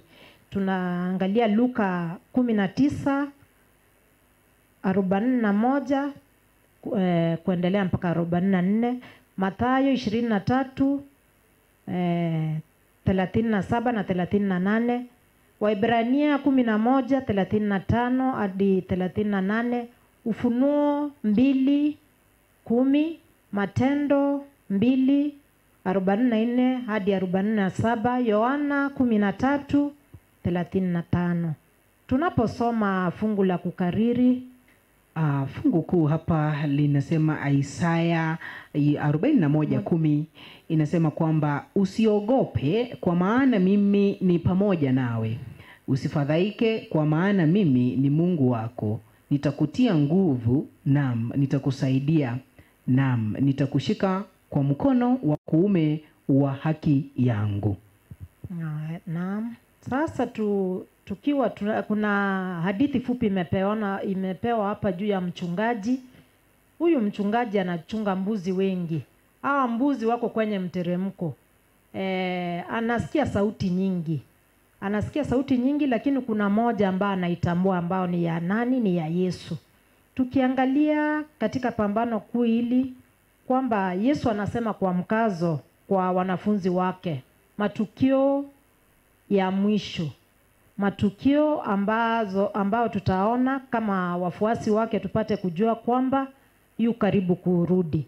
Yesu anasema hivi kwa mkazo, tukisoma Mathayo 24:2, nipate kusomea kwa Kiswahili. Mathayo 24. Mathayo 24 fungu lake la pili, Biblia inasema naye akajibu akamwambia, hamuyaoni haya yote? Amini nawaambieni, halitasalia hapa jiwe juu ya jiwe ambalo halitabomoshwa. Hao walikuwa wamejitia kiburi, ama wameona kwamba jinsi walivyochukua muda kutayarisha lile jengo kwamba hakuna wakati lingebomoka. Wakawa na tashwishi sana, wakawa na kushangaa tena hii ni nini. Lakini unabii huu ulikuwa unaashiria mambo ambayo Yesu angefanya wakati akiwa duniani na vile ambapo atakaporejea mara ya pili. Tunaposoma katika Mathayo hiyo 24 inatuonyesha kwamba before Mungu apate kurudi, kwamba kuna ishara na vitu ambavyo tutaviona kama Wakristo vitutahadharishe kwamba yu karibu zaidi kurudi. Ndio sababu kitabu hiki kimeletwa kwetu kwa ufasaha, kwamba tupate kukisoma tuelewe kwamba tunajifunza mbinu mbili za shetani. Shetani akishindwa kutimiza njia ya mateso, anatumia maelewano. Aje, kuna vitu vingi ambavyo anatuonyesha ili kwamba tupate kushirikiana naye. Ameleta hata wafuasi wa uongo, ataleta misaada, ataleta vitu vingi vya kukanganya ili kwamba watu tuelewane naye, ambapo akiona kwamba hawezi njia ya mateso. Lakini tunaambiwa kwamba Mungu hashtukiwi kamwe, na hata katika nyakati zenye changamoto nyingi zaidi anawahifadhi walio wake. Asante sana Bi Josephine kwa kuweza kuweka utangulizi vizuri pale, na tumeelezwa vile ambavyo Mungu hawezi akatikizwa hata kidogo, na tumesoma kutoka fungu ili la Isaya 41:10 na fungu ili la Mathayo 24:2. Basi tukiendelea katika siku ya juma, kisha utangulizi pale tukiliangazia siku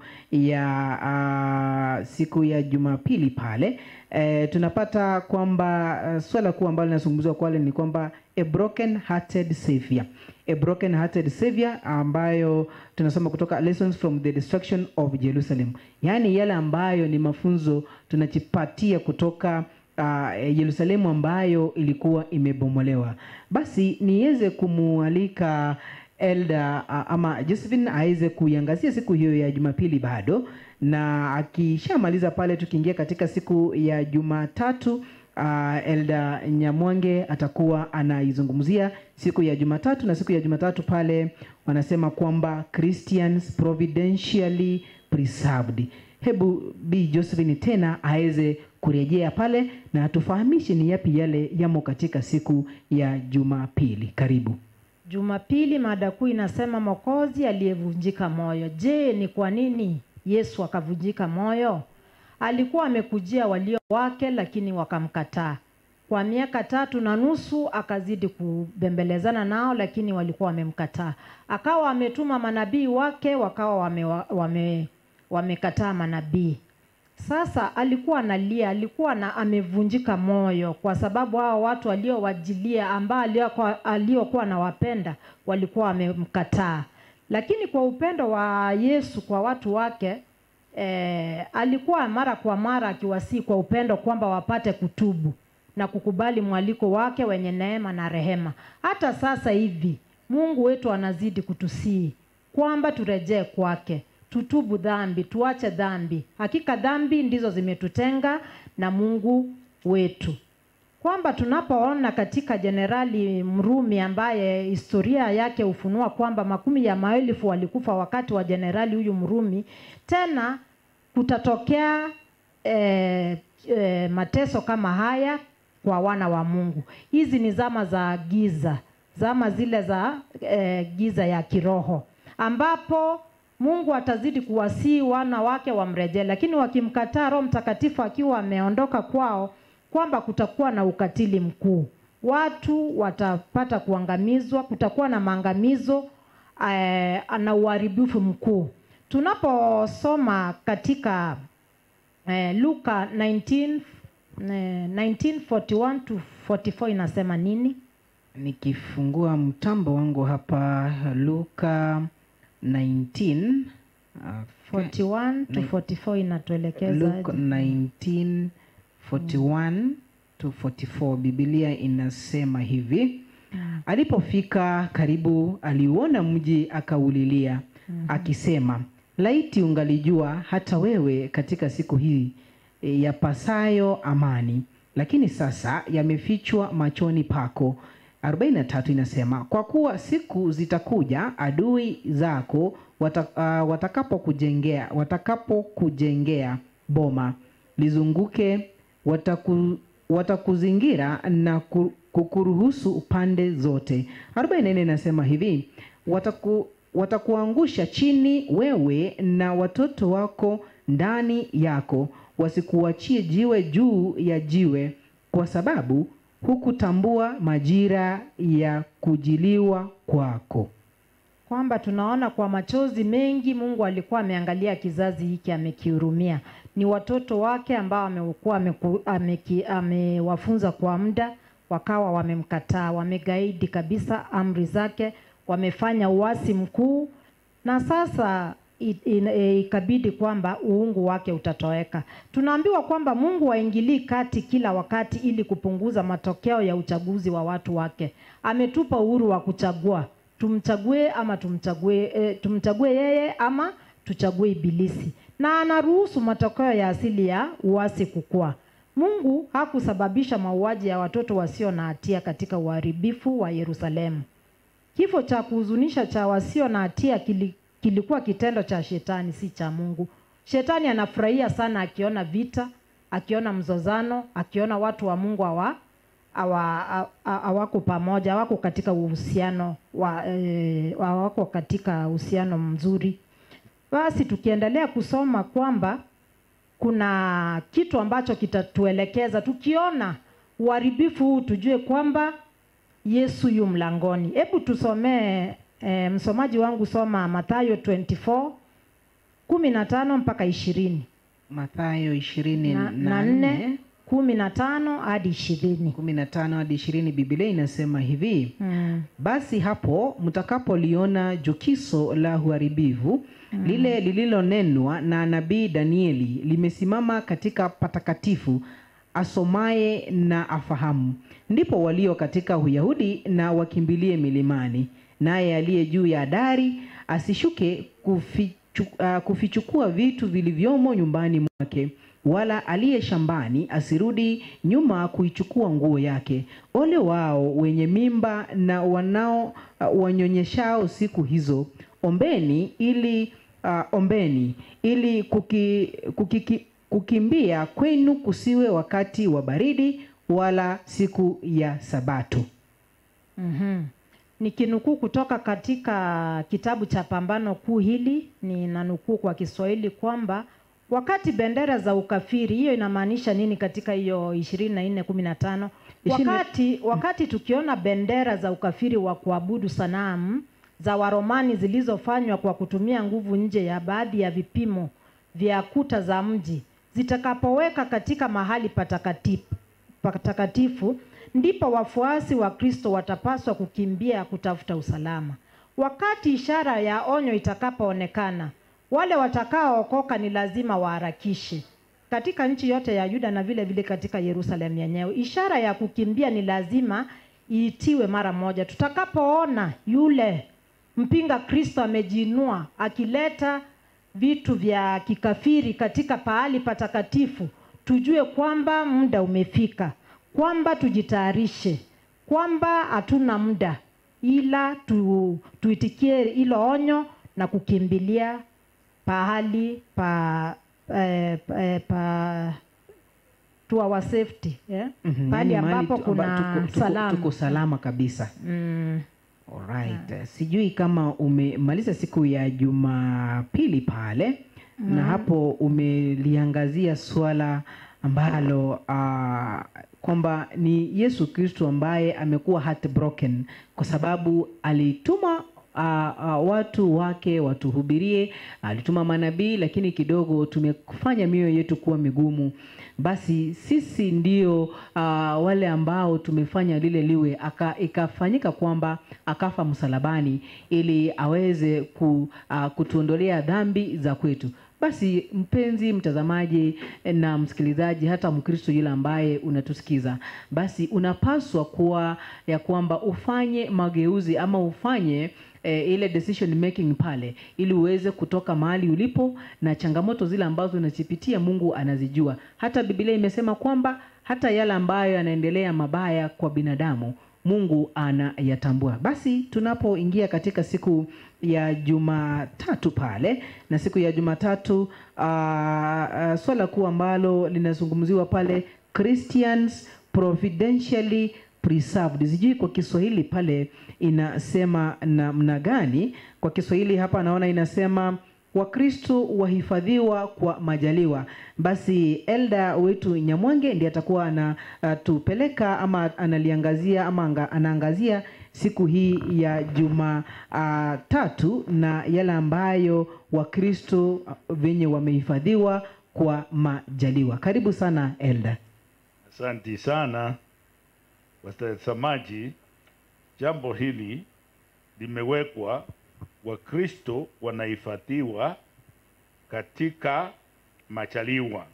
Wakristo wanahifadhiwa katika machaliwa. Hapo ni kusema ya kwamba huruma ya Mungu na rehema ya Mungu ndiyo inawalinda. Kumbuka wakati huu kulikuwa na msongamano na kuingiliana, Wakristo wakifukuzwa, na kila mahala ambapo walikuwa wanafukuzwa walikuwa wanafuata, wanajificha, wanafuatwa. Na ikiwa wanafuatwa, Mungu ndiye alikuwa anawalinda. Asa tukiangalia, kulikuwa na kiongozi mmoja wa Warumi ambaye alikuwa karibu sana kuvamia mji huo, lakini kwa kuwa Mungu alikuwa anasimama na Wakristo, huyo jabadari aliacha. Na tukiendelea chini inasema ya kwamba Wakristo walikuwa wanakimbia huku na kule, na kila mahala ambapo walikuwa wanaenda, ahadi ya Mungu ilikuwa inawafuata. Na ahadi ile Yesu alitoa ya kwamba wakingojea watapata nguvu, na zile nguvu zilipoingia walikuwa wanalindwa. Hata Mama White katika kitabu kile cha Pambano Kuu peji 30 anasema ya kwamba hawa Wakristo watalindwa. Sasa tukiangalia katika kitabu cha Zaburi 46 fungu la kwanza, msomaji unaweza kusoma tusikie. Fungu la Saburi Saburi ni kifungua pale kwa uharaka kidogo. 46 verse 1. Okay, Saburi 46:41. Okay, mtambo wangu kapacho ufungue. Okay. Saburi 46 verse 1. 46 verse 1. Biblia inasema, Mungu kwetu sisi ni kimbilio na nguvu, msaada utakaoonekana tele wakati wa mateso. Nirudie, Mungu kwetu sisi ni kimbilio na nguvu, msaada utakaoonekana tele wakati wa mateso. Ukiangalia na fungu kuu ambao tulisoma la Isaya 41 fungu la 10, yote inatuonyesha ya kwamba Mungu amesema atasimama na kila wakati atatulinda. Huyu Mungu ameahidi ya kwamba hata kiweko kitu gani atasimama pamoja na watu yake. Tukiendelea katika Waibrania 11 fungu la 35 mpaka 38, inatuonyesha ya kwamba kina mama na watu wale ambao wanakimbizwa watalindwa na Mungu. Mungu atawakinga na Mungu atawalinda. Tukiangalia katika kitabu cha Ufunuo 2 fungu la 10. Ufunuo 2 fungu la 10, Biblia inasema,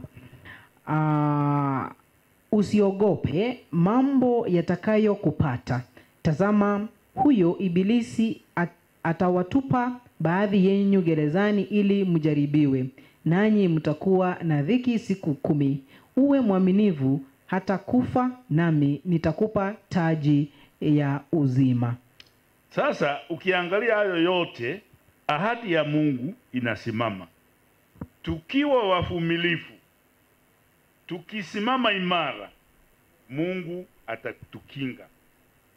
Tukisimama imara kila wakati, Mungu atakuwa tayari kutukinga. Kwa hivyo tukija siku ya Jumanne, nasema faithful amid persecution. Kuwa mwaminifu katikati ya mateso. Kuwa mwaminifu katikati ya mateso. Tukiangalia kitabu cha Matendo 2:41, hawa wafuasi wa Yesu walikuwa wanakimbizwa, wanapewa matizo, wengine wanawekwa korokoroni, wengine waliuawa, lakini ahadi ya Mungu ilikuwa inasimama. Wa kila mmoja akiwa alikuwa mwaminifu na akisimama imara, Mungu alikuwa anamtetea.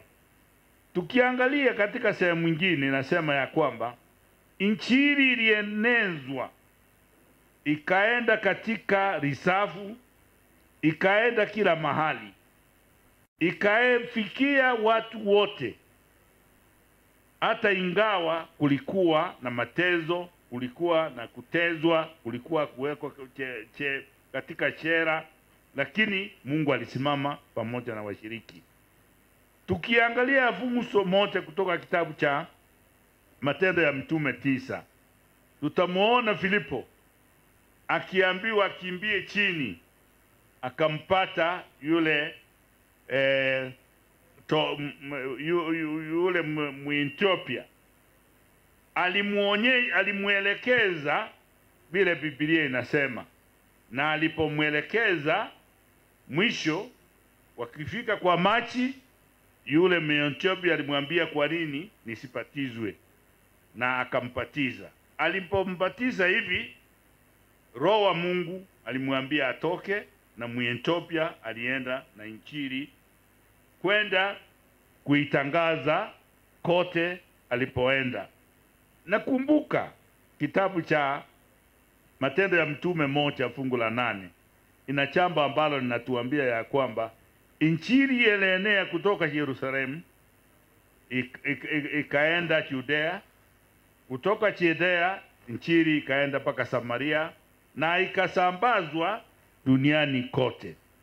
Na wakati huu wote injili inaendelea kusambazwa, kuenenda, kulikuwa na mateso wa wafuasi wa Yesu, lakini walivumilia na mwisho walishinda. Asante sana Elda kwa kuweza kuangazia siku hiyo ya Jumanne na siku ya Jumatano, na umesema pale kwamba siku ya Jumatatu siku ya Jumatatu pale Wakristo wahifadhiwa kwa majaliwa na mwaminifu katikati ya mateso. Basi tukiingia katika siku ya Jumatano pale, na siku ya Jumatano inasema kwamba kujali jumuiya. Nadhani sijui kama utashikanisha mpaka siku ya Alhamisi, na inasema urithi wa upendo, na fungu kuu pale ni Matendo ya Mitume 2:44-47, Matendo 3:6 hadi 9, Matendo 6:1 hadi 7. Hizo ndizo vifungu ambavyo vimo pale. Basi mpenzi mtazamaji, unaendelea kutazama TV yako na redio ipendayo Abacus Global Radio, AGR News and TV. Popote pale ulipo tunaendelea, na kama uko na swali basi unaweza uliza katika mtandao yetu ya kijamii, hasa mtandao wetu wa Facebook. Pale tuko live na YouTube. Uliza swali lako nami nitakuwa nikiliangazia. Wale ama wachangunuzi wangu wako hapa wataweza kukujibu wakati wa maswali ukifika. Karibu sana Elda Mwindi, uweze kuendelea. Asante watazamaji wangu, ni kwamba jinsi mzee mwenzangu alivyosema ya kwamba wakati kulipokuwa na vita vikali, watumishi wa Mungu wanaendelea kuteswa, lakini neno la Mungu liliendelea kuenea. Ndiposa tunapoona katika siku ya Jumatano kuwa ni kujali jumuiya, ningeomba nisomewe katika kitabu cha Mathayo 4:23 ya kwamba wakati Yesu alivyokuwa akihubiri, zaidi ya kuhubiri ilibidi au anatembelea. Kazi ikaanzia Galilaya, akaendelea kufundisha, na zaidi ya kufundisha kuna mambo mengine ambayo alifanya. Naomba msomaji unisomee Mathayo 4 fungu la 23. Mathayo 4 fungu la 23. Mathayo 4 fungu la 23. Biblia inasema 23 pale inasema, naye alikuwa akizunguka katika Galilaya yote akifundisha katika masinagogi yao na kuihubiri habari njema ya ufalme na kuponya ugonjwa na udhaifu wa kila namna katika watu. Asante sana.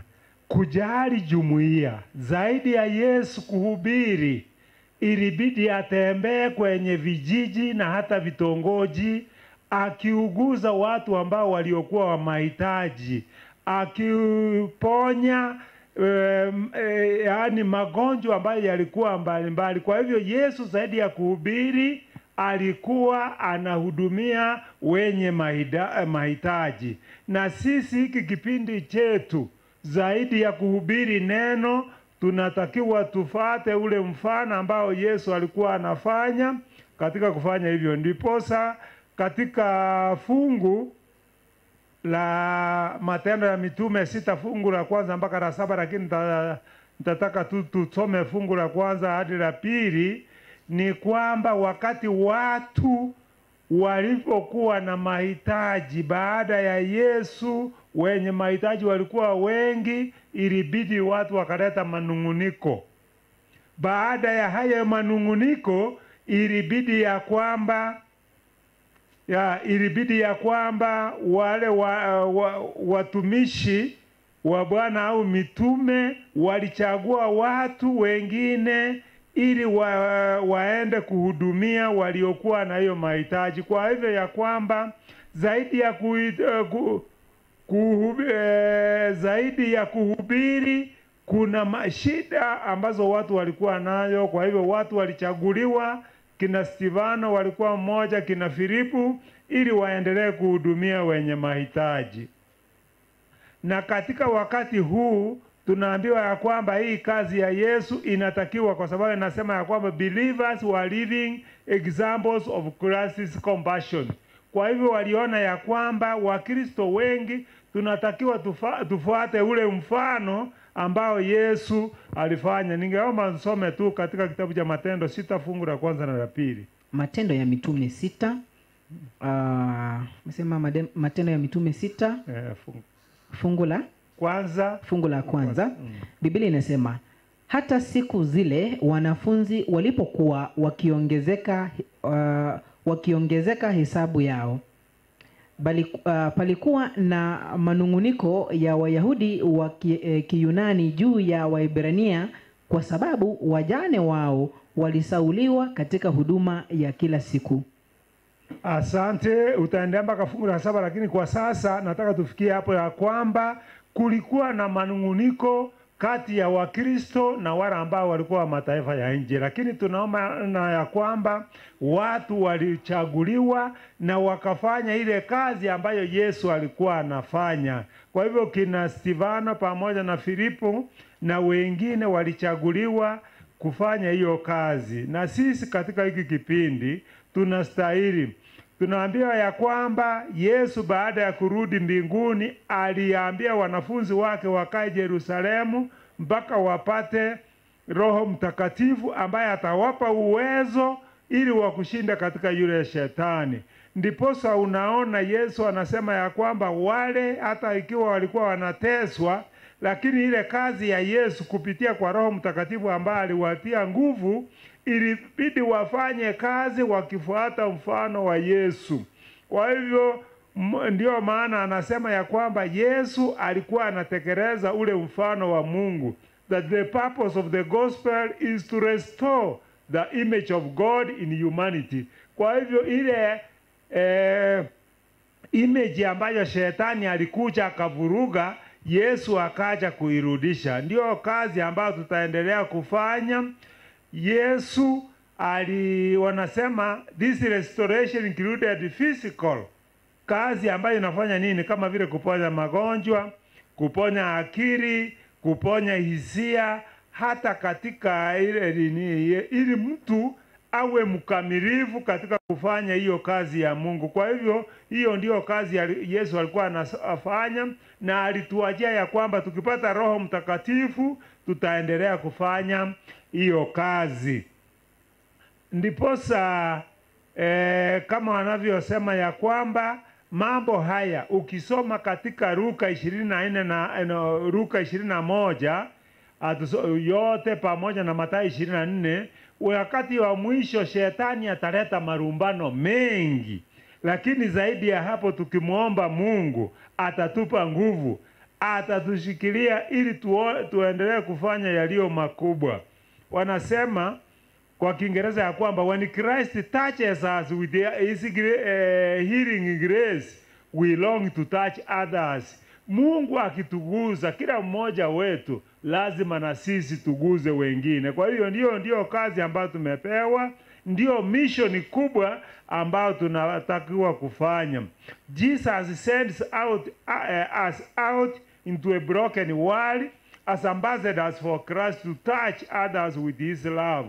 Kwa hivyo Yesu akitutuma nje katika dunia ambayo imevunjika moyo, watu wana mateso, tukitumia ule upendo ambao Yesu aliyoutumia, Wakristo wengi, watu ambao wamekufa moyo, watakuja kwa Yesu. Kwa hivyo katika kushughulikia jumuiya ni kwamba lazima tufanye lile Yesu alilolifanya.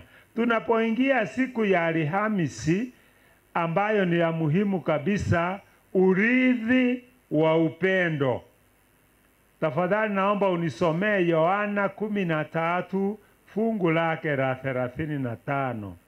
Yohana 13. Okay. Nikifungua pale Yohana 13 fungu lake la 35 13 fungu lake la 35. Kwanza waanzie 34 na 35. Basi Biblia inasema hivi, 34 inasema amri mpya nawapa, mpendane kama vile nilivyowapenda ninyi, nanyi mpendane vivyo hivyo. Hivyo watu wote watatambua ya kuwa ninyi mmekuwa wanafunzi wangu, mkiwa na upendo ninyi kwa ninyi. Wapendo, kuna amri mpya ambayo Yesu alisema ya kwamba tupendane jinsi alivyotupenda. Unajua Yesu alitupenda wakati hali yetu ilikuwa mbaya sana. Tulikuwa maadui. Huo ndio wakati Yesu alitupenda, na kwa kweli watu waliamini ya kwamba Yesu alikuwa na upendo ambao kwa ile lugha nyingine unaitwa upendo wa agape. Na katika hizi siku za mwisho watu utapata wameanza kushangaa kwamba upendo umepungua, lakini ni kwamba ni lazima tuwe na upendo. Upendo ndio uliokuwa urithi wa Yesu. Na sisi katika maisha yetu ya Ukristo ni kwamba tupende wenzetu. Kuna kipindi ambacho Yesu anasema kilionekana kuanzia mwaka wa AD 160 mpaka AD 260.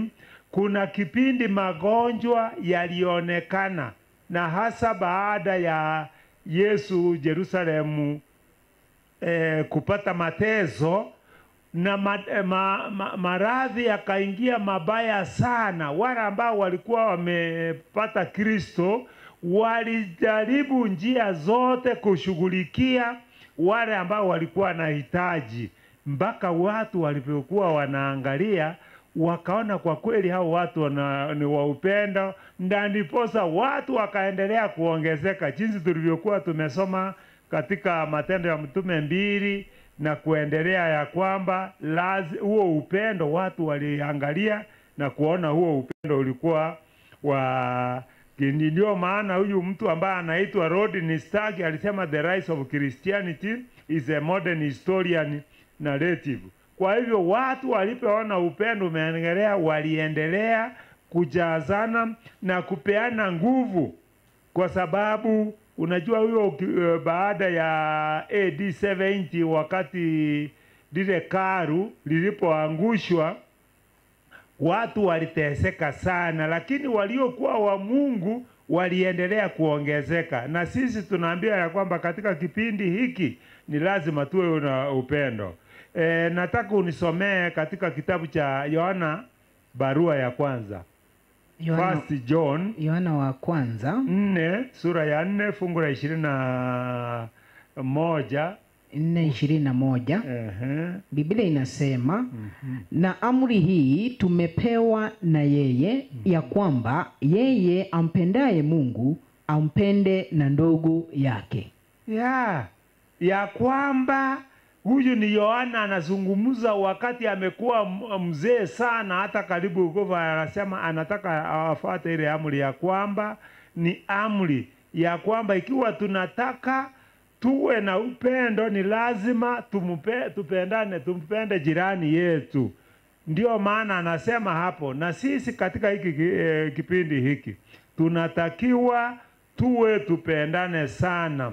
Ndio maana anasema wale watu wakati magonjwa yalipoingia watu wakaugua. Tuseme kwa mfano kipindi cha corona, kuna viongozi ambao hawakutaka watu wakaribie au wasalimiane kwa mikono. Lakini kipindi cha Yesu watu walikuwa wanapendana, hata wakati mwingine wanakufa, lakini kwa ajili ya ule upendo watu wengi wakaja. Ndio maana tunaambiwa kwamba katika hizi nyakati za mwisho ni kwamba ule upendo ambao Yesu aliokuwa nao mpaka akatufiria msalabani ni upendo ambao ni wa muhimu sana. Kwa Kiingereza Elezeni nasema ya kwamba most of our brother Christians shown unbounded love and loyalty, never sparing themselves and thinking only of one another.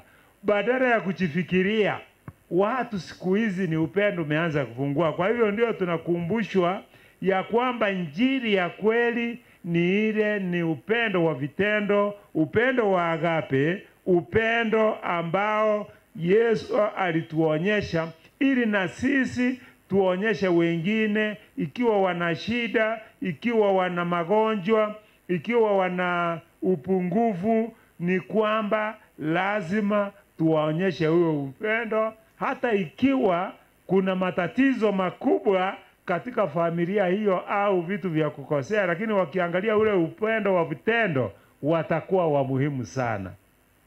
Asante Elda kwa kuweza kuangazia siku ya ya Jumatano pale na siku ya Alhamis, na umeweka tu vizuri. Je, wewe unaweza aje mpenda mtu ambaye hujaimuona? Natumina katika kitabu cha Yohana wa kwanza 21 pale kwamba na amri hii tumepewa na yeye, nani? Mungu, na ya kwamba yeye ampendaye Mungu ampende na ndugu yake. Yule ambaye anampenda Mungu, huwezi ukasema unampenda Mungu na unamchukia yule ambaye ni jirani yako. Mbona sasa ufanye vile? Kama unamchukia jirani yako, basi unadanganya kwamba wewe unampenda Mungu. Basi zimekatika dakika 24 baada ya saa 11 jioni. Ningependa kuangalia wale ambao wameuliza maswali. Kama uko na swali, basi unaweza ingia katika ukurasa wetu wa Facebook pale uweze ukauliza swali, nami nitakuwa ama wenzangu watakuwa wanajibu pale. Naona hapa anaitwa nani huyu? Anaitwa Dickson Koril, anasema happy Sabbath brethren. Dickson Koril kutoka Pararamel, na wapata loud and clear, tayari kuenenda pamoja katika uchambuzi wa leseni. Asante sana kwa kuwa ndani. Naona Orino Ntiri anasema kutoka Marekani pale Arlington, Texas, anatazama kipindi, anasema mafunzo mazuri ya kuendeleza kanisa letu. Asante wana AGR kwa yale ambayo mnayafanya. Hayo sijaona maswali hapa, basi niweze kurejea katika panelist yangu. Sijui kama kuna jambo la kuongezea kwa lesoni, kwa sababu naona masaa yetu yanaenda mbio sana. Niko na kama dakika 5 kuweza kukamilisha kipindi. Basi ni wapatie nafasi tena yule ambaye akona cha kuongeza aweze kuongeza. Karibu. Sijui tutaanza na Bi Josephine ama tutaanza na nani? Msaidie kipasa sauti pale. Okay, asante. Bi Josephine, karibu kama unalo la kuongeza, alafu uliongezea pale. Asante, nimeshukuru. Ningependa kuongezea kwa Ijumaa, pande ya Ijumaa kule kuna nukuu kutoka kwa Pambano Kuu kurasa la 47. Tunaambiwa kwamba kuna wakati ambapo Mungu, hebu acha nisome kutoka kwa Pambano Kuu, kitabu hiki kinasema hivi: Mungu huwaruhusu waovu kufanikiwa na kudhihirisha uadui wao dhidi yake, ili watakapokuwa wamekijaza kipimo cha uovu wao, wote waweze kuona haki na rehema zake. Katika tamko la maangamizo yao, siku ya kisasi chake inaharakisha, wakati ambapo wote waliovunja sheria yake na kuwatesa watu wake watakapopata thawabu ya haki ya matendo yao. Wakati ambapo kila kitendo cha ukatili au cha udhalimu walichofanyiwa watu wa Mungu waaminifu kitaadhibiwa kana kwamba kilitendwa kwa Kristo mwenyewe. Kuna pia pahali Mtume Paulo anasema kwamba wote ambao, hebu nisomee kwanza Timotheo wa pili 3:12. Nikifungua pale Timotheo wa pili 3:12 nasemaje? Timotheo wa pili 3:12 nasemaje? Biblia inasema hivi: naam, na wote wapendao kuishi maisha ya utauwa katika Kristo Yesu wadhaudhiwa. Nirudie tena, naam, na wote wapendao kuishi maisha ya utauwa katika Kristo Yesu wadhaudhiwa. Wataudhiwa. Hakika watu wanauliza kwamba wenye haki mbona wapitie mateso, lakini tumehakikishiwa lazima tutaudhiwa, tutapelekwa gerezani,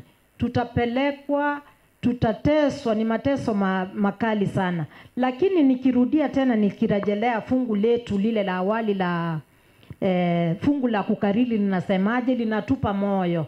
Ni ilikuwa ni Isaya 41. Nifungue pale mbio mbio na kitabu kile cha Isaya nikiwa pale 41 fungu la 10.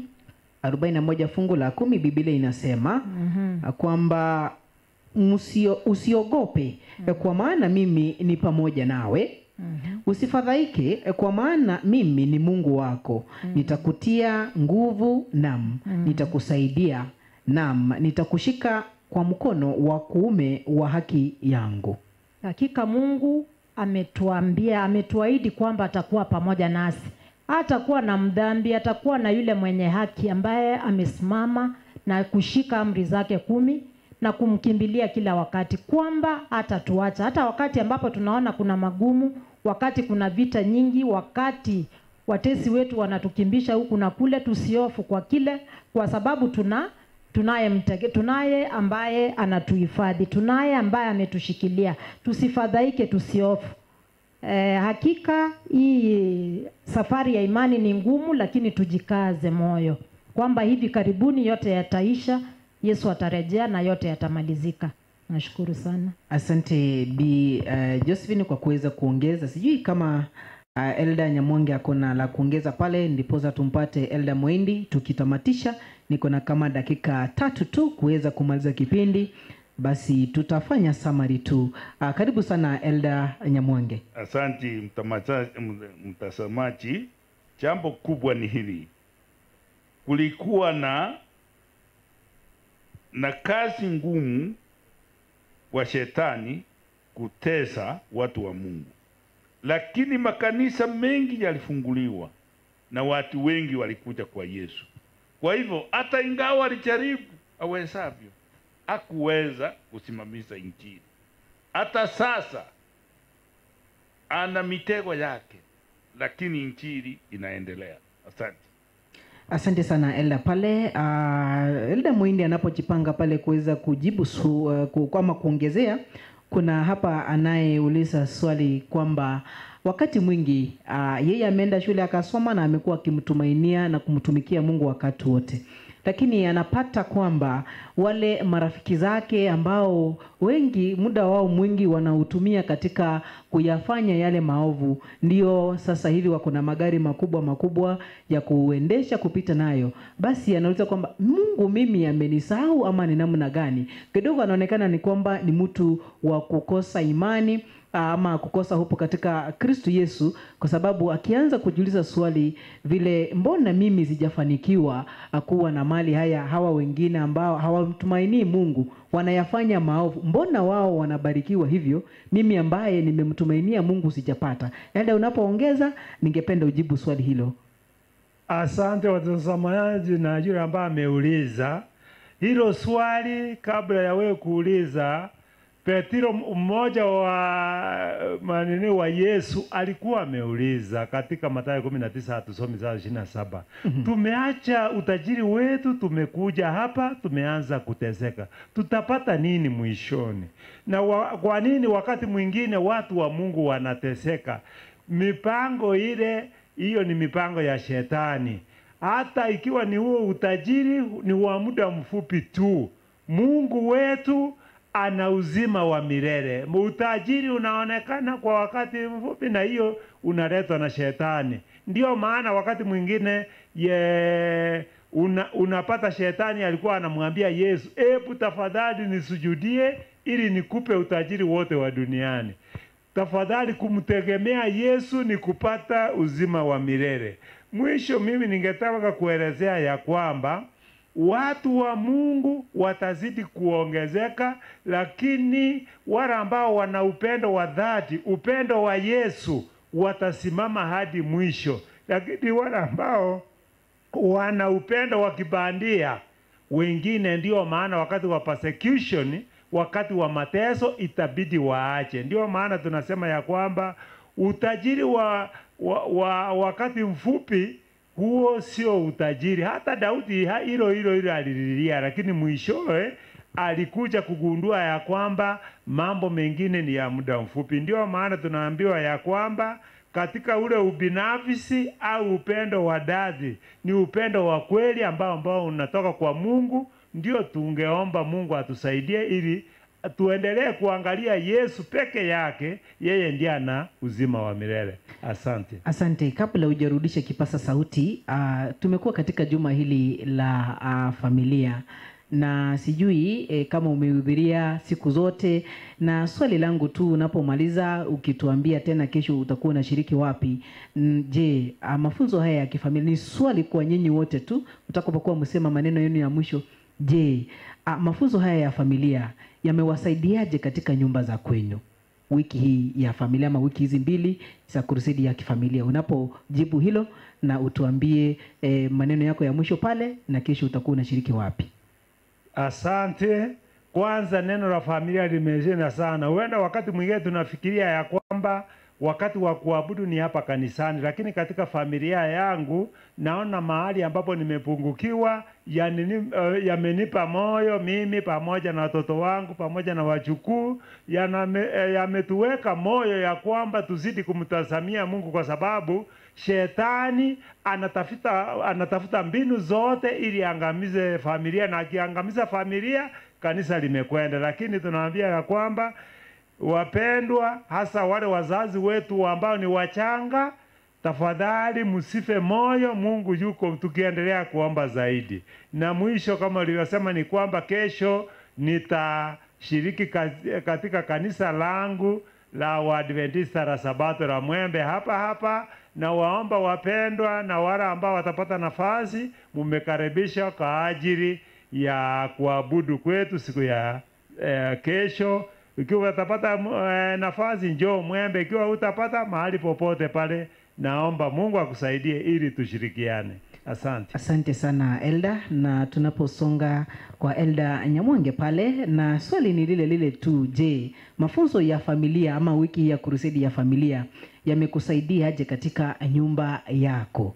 Basi na utuambie kesho utakuwa unashiriki wapi, na ukisema maneno yako ya mwisho pale. Asante sana. Mafundisho ya kifamilia yamenionyesha ya kwamba ni lazima niwe na upendo na watoto wangu wote, wajukuu wangu wote, na watu ambao tunaishi nao. Inanionyesha ya kwamba ni heri niwe na upendo na wao, na wao wawe na upendo na mimi, na tushirikiane. Kesho nitashiriki katika kanisa langu la Mwembe. Asante. Asante sana. Sasa tukimaliza kabisa pale, tutamalizia kwa B Josephine pale, naye swali ni hilo tu, umelisikia. Ni mafunzo haya ya kifamilia yamekusaidiaje katika nyumba ya kwako? Na useme maneno yako ya mwisho, na ukimaliza pale unaweza tuombea kwa sababu muda wetu umekwisha kabisa. Nashukuru kwa wakati mwema. Haya mafundisho yamenifundisha vitu vingi ambavyo sikuwa nimevijua, kama ile ya Sabato. At least sasa hata nikiwa nauza vitabu vyangu, kuelekeza mtu juu ya Sabato nitaweza kujua. Na katika familia yangu imenisaidia kuwa authoritative parent. Naona nimekuwa authoritarian. Authoritarian ni yule dictative, ana authority kali, lakini authoritative ni yule kwa upendo mkuu, si kwa kudictate, kuwa dictator. Na imenifundisha kwamba Mungu asipojenga mji, wanaojenga wanafanya kazi bure. Misingi yetu, watoto wetu tuwatie katika misingi ya Yesu Kristo, vile Zaburi 127:1 ninavyoendelea kusema mpaka 5. Na watoto ni urithi kutoka kwa Mungu.